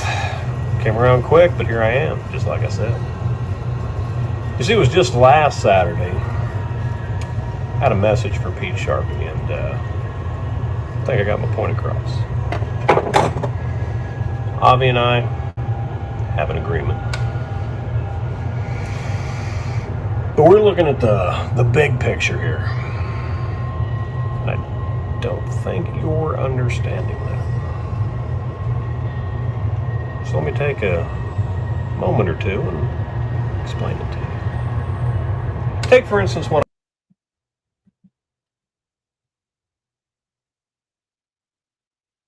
I know what he does next. And you don't want to see it. You want to see the rest?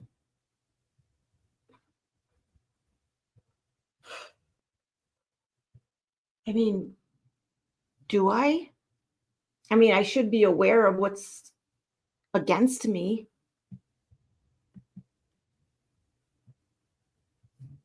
I don't know, Giselle. You know, Giselle's been quite interesting. She's been rather quiet tonight. Okay. And, you know, since she knows all too well how important these chapters are to me, and since she has some sort of ability to foreshadow things oh so well lately, maybe Giselle has some advice for you, Julie. She seems to be enjoying what she watched briefly from one Kelly White. Isn't that right, She's Giselle? enjoying it?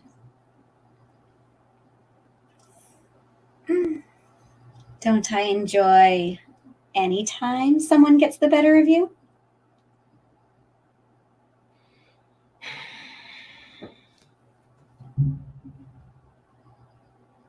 Look, you've been doing a lot behind the scenes for all of us, and that is very much appreciated. But I'm not sure you're ready. What have you been doing to prepare?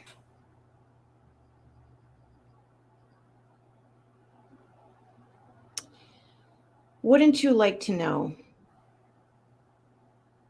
It's why I asked. Mm-hmm. Are you going to leave our viewers hanging?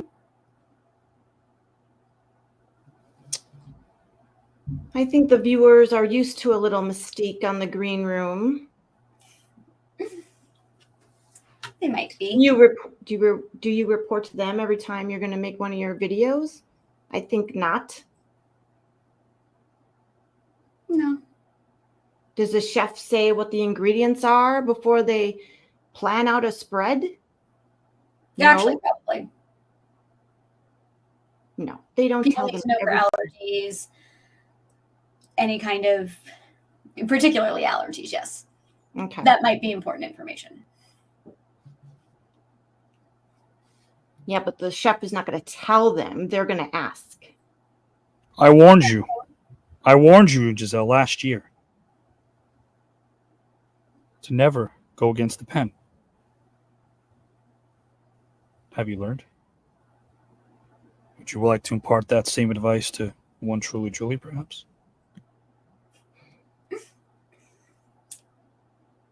He says he warned Giselle. Do you think he warned Giselle or Kate? And does it matter? I really don't think at this point it does. Why not? Because who's controlling who, Giselle? Kate, Giselle, you're still going to do what you want to do. You're going to listen to whoever is the strongest. As for me, though, I was posed with this challenge. I think I can handle it. In fact, I believe I can handle it. And so I will. That you can handle it? You have belief. Where's the proof? The proof will be in my show.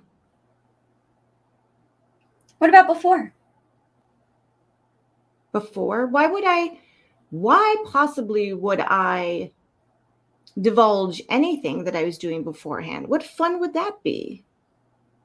Anticipation, excitement, building the scene, building your audience, bringing new people in. Yes, all true. But also, if you catch the black box on Wednesday nights, you know that I have dropped some hints on there. I'll be doing some. There's going to be skits. It's going to be comical. Vague. So give us a little tease. We want to know what we're looking for.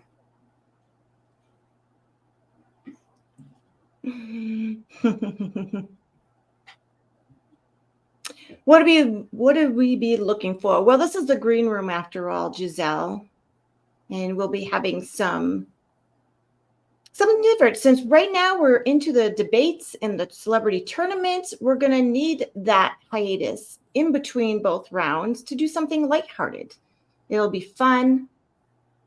Well, like I said, we'll have some comedy skits. You'll see a piece of me, Truly Julie. Maybe I'll even bring you on. We'll see if you want to play. Do you want to play, Kate Giselle? Don't I always? Isn't that where we have the most fun? It is a little tit for tat. I think that could be quite enjoyable. You know, I like this reason. I like this reason of a little levity in between these serious, thought-provoking topics we've had for how many months has it been now? When did we actually start? We started with qualifying matches in December. Gosh, This it's been a long time. This could work. I could see this working a little bit in your favor. I might need a Oh, little I'm- more. You're good at planning. You have that petition. You're on the phone all the time telling people about the green room and the new network. See? You've brought in some good work behind the scenes. Not only have I brought in good work, I'm very organized. I've brought in new viewers, and they've stayed week after week. They are engaged, and they enjoy what we provide on the green room. So when I have my show, I'm not going to stop at that. It's going to continue on. And yes, we have had the debates for months now. Gosh, I think we started the round one in March. April 1st. April 1st. April 1st was the first round one match. And yeah, we have 40 now people going into round two as of today. It's a lot of people, a lot of competitors. I really do think that the debate has been entertaining and is what people are used to so far, and they love it. But we're going to take a break. Like I said, we're going to do lots of fun stuff in between. And when you see my show, you're going to say, oh, wow, Julie, that was really great. So yes, I think it's going to be a lot of fun. I want to. I do have to bring up one point, though. Mr. Klein, can you pull up Mr. Dakota Benson's comment that was just on screen, please? Yes, that one. Do you see that, Julie? How are you going to handle that aspect? Because I doubt he's the only one thinking that right now. There have been a few others. Well, that's okay, but that's a shame too, because I would hate to think that some of our viewers wouldn't give me a chance, especially since they've seen me on different weeks and past and on the black box. And, I don't want to believe that Dakota is like that. I would like to think that Dakota said, you know what, we're going to give Truly Julie a chance. I'm not really sure what this all entails, but why the heck not? What do you have to lose? I definitely think we should give Truly Julie a chance. I would love to see where this goes. Julie, you haven't brought up the most obvious reason of why you would be so great at hosting an entire episode of The Green Room. You have your own show on the new network. You have 3 episodes of Truly Julie out right now. Now, those are all an hour long. This is a bit of a longer format. Do you have the stamina? Oh, definitely. It's funny, not funny, but it's great that you do bring up Truly Julie, the talk show. Every time I have recorded with either Mr. Klein or Mindy Red, the time just flew by, honestly. We've had so much fun. There's been so much information, edutainment. And, honestly, when I do the show, I'm really looking forward to it. And I hope and pray that the audience, the viewers will give me a chance and listen to me and just enjoy the segue from round one to round two. Oh, I got a great segue. Can we all just take this in for a moment? I got a great segue. Let your hair down? No. Do you want to listen to the great segue? Please. How about you hosting your own show, which we're all clear on that you will. But the segue I have is Truly Julie, appearing live here before us, in the flesh, alive. In her opinion, she'll thrive. But will she survive? Because if she doesn't, then her segue may not just fall flat.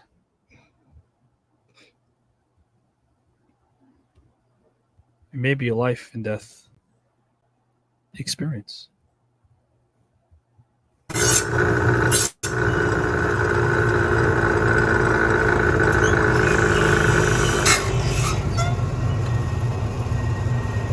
Hey, Julie. September 30th. Came around quick, but here I am, just like I said. You see, it was just last Saturday. I had a message for Pete Sharpie, and I think I got my point across. Avi and I have an agreement. But we're looking at the big picture here. And I don't think you're understanding that. So let me take a moment or two and explain it to you. Take, for instance, what I'm doing here. Repair work. Some handy stuff. Fixing things. You see, Julie, repair work is what I do. When I find something broken, fix it. Take this old lock, for example. This thing's been around for a while. It's old. It's sturdy. It's heavy. Well, something that stood the test of time like this deserves to stay in good repair, even though I don't need it anymore. But there's some things, they're not worth trying to repair. Take Pete Sharpie, for example. I mean, it's really just a permanent marker that's running out of ink real quick. But Julie, there's hope for you. There's an abundance of hope for you.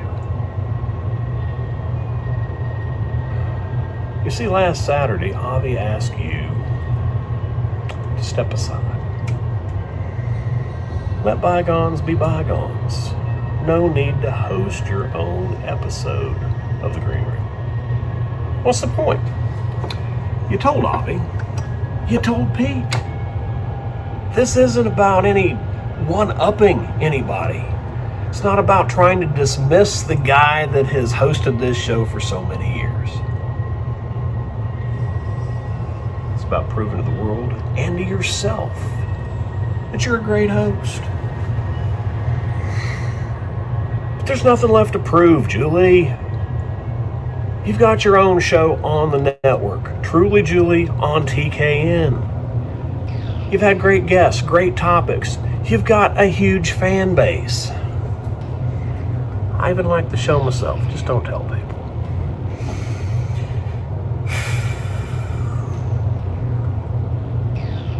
Maybe I need to spell it out for you. This is not going to be a long, drawn-out monologue, Julie. It's not a workshop. It's my shop. And it's not so little.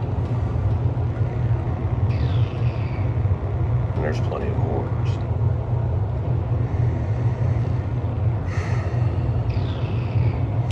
But you've already said you're going to go ahead and host your episode.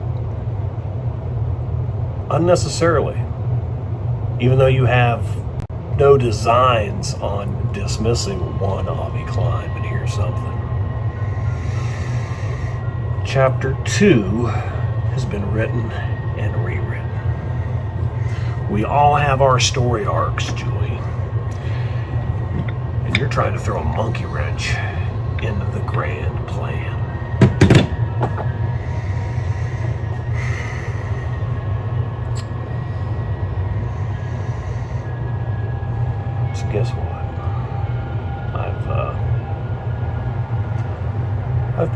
privy to your guest list for your episode. And besides myself, it's gotten mighty thin. That fellow Michael is going to show up, be on your show. Seems like he's had a change of heart. Not coming. How about your good friend Chelsea, isn't it? Wasn't she just super excited to be on your episode of The Green Room? And then she got a little squeamish.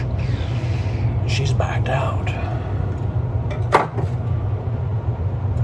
Seems like your guests are all just going bye-bye.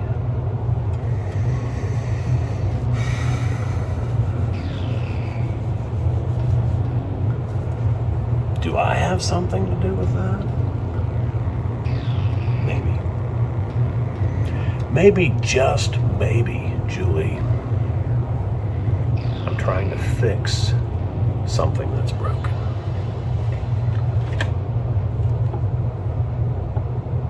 Maybe you should, too.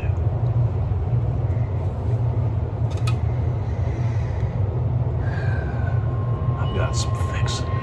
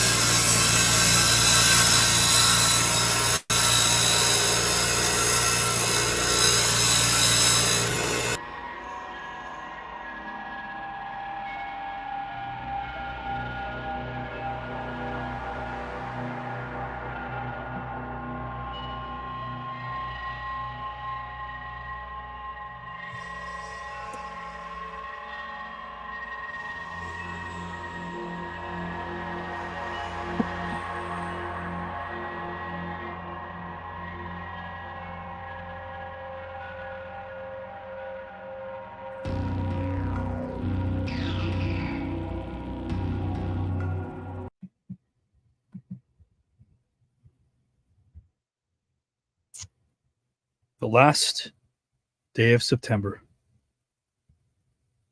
He let it out of the bag. Kelly let the cat out of the bag. The grand plan. The grand plan. What is this grand plan? Fret not, because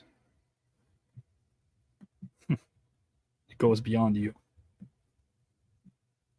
It goes beyond you.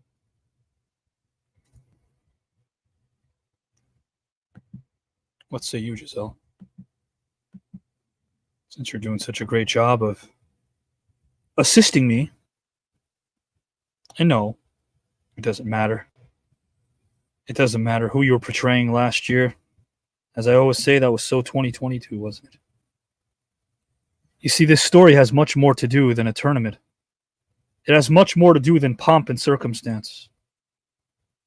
The grand plan.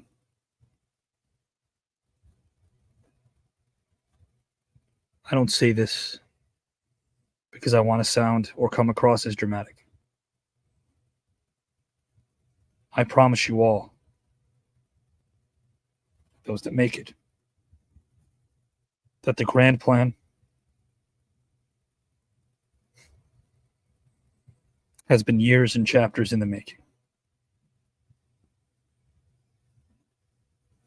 All you have to do is make it from one chapter to the next.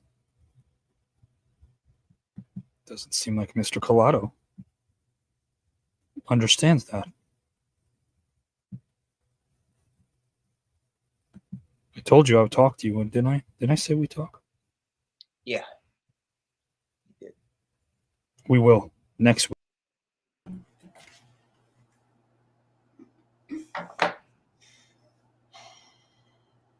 What did you make of this grand plan?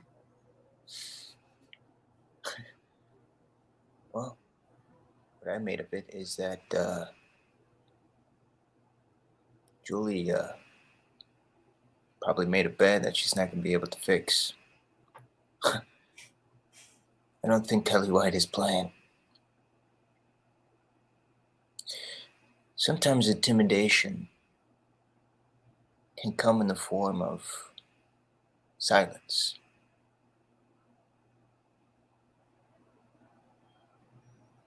Do you really anticipate she's going to have a good show? Do you want to be on her show, Giselle? Gives me an opportunity to play, so why not? Do I think it's going to do better than one of Avi's shows? Probably not. Do I think it could be fun? Sure. Gotcha. Let's see what she's got. We're all here to support each other, right? We talk Yeah. about how we're a family and ensemble. It takes all of us to make this go. Sure, it does. But listen, since I have you here, these days he really respects you and he listens to you. You have to tell him to just cut ties with JW. He's gonna get hurt. I hate to sound like a broken record, but I've seen people take advantage of his kindness, of his warmth, of his heart.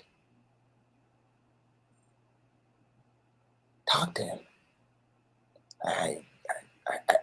I'm at wit's end. For you, I'll try. But the difference is, Avi's known JW for 15 years. And I know you've known him longer. But the ones who have hurt him the most recently have only known him a short while. And that doesn't mean you can become, or you can't become close very quickly and very soon. And it still hurts.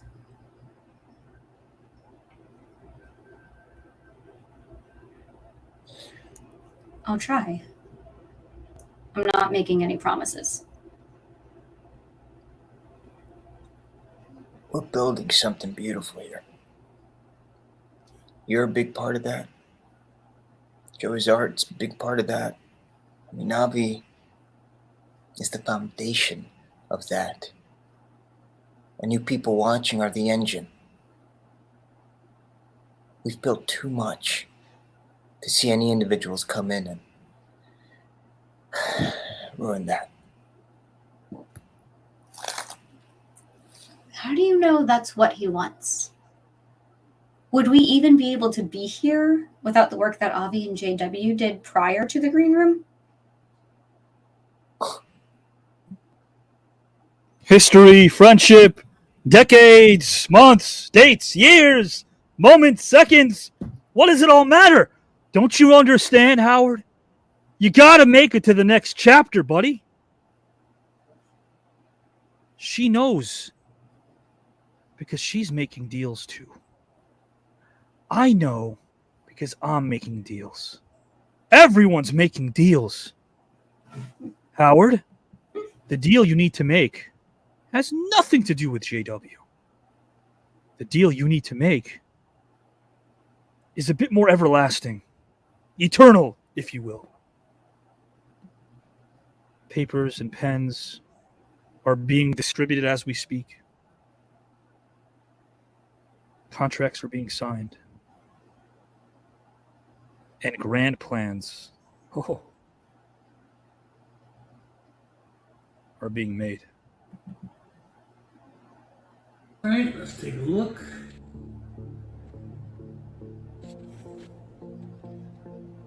All right, that looks good.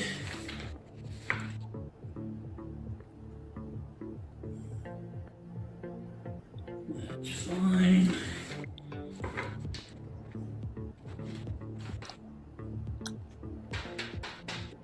This stipulation looks really odd. You want me to... This is what you want me to do? Are you sure? You don't think we're going too far? I don't know, maybe you should reconsider. Okay. Suit yourself.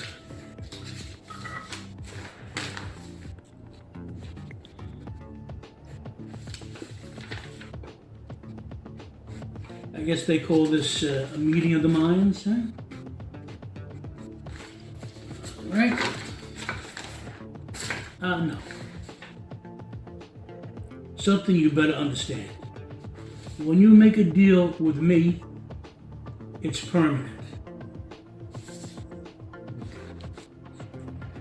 You know, something that's never brought up, dear sir, is the fact that a lot of these storytellers in the green room can't control their characters.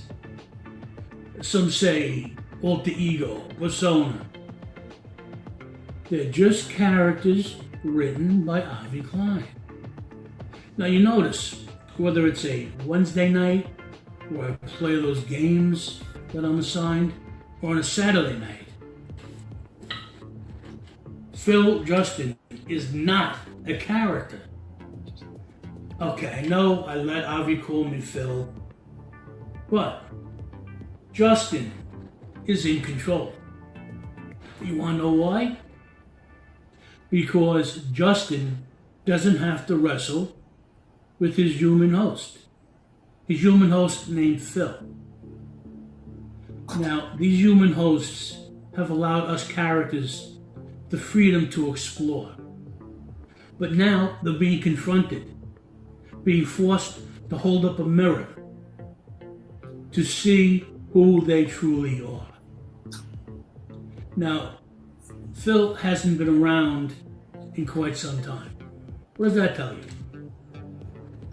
Well, it tells you that I am in control. Justin is in control. Now, Avi refuses to give me much to do. But you have promised me all the riches and the spoils of this world. So, consider this a partnership. But remember, if my better days are not ahead, I will take yours. Your head, I mean. All right, I'll talk to you later. I have some things to attend to.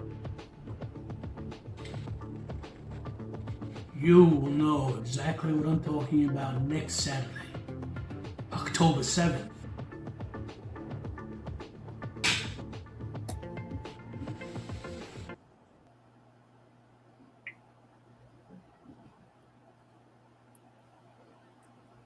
Deal. Did that seem a little Faustian to you? Yeah. Yeah. He does seem to have a good head on his shoulders, doesn't he? Just about. Every deal, every pen, every contract, every stipulation has a consequence. Justin will find out very soon what his is. This just in. Payback. Don't worry about who he was speaking with. Be concerned with what. Be concerned with the what's.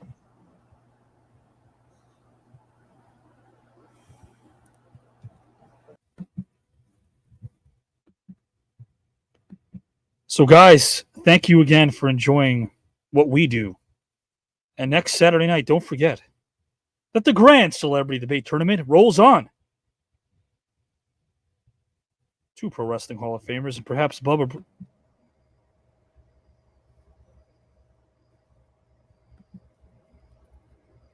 This time I wanted to speak with you. This time, you showing up is not so unexpected. You're a little late, but that's okay. Because as a messenger, Ben James, I know exactly where you are. I know exactly how that cellar looks like, what it smells like, who you work for, what your intentions are.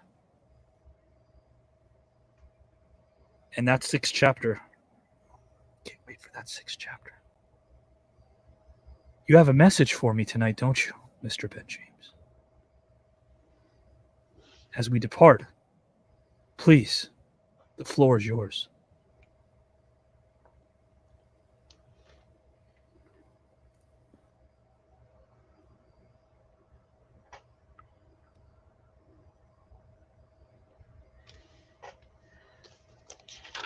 Please lift that up again. Please turn that around. I would hate to have our engine miss what it said.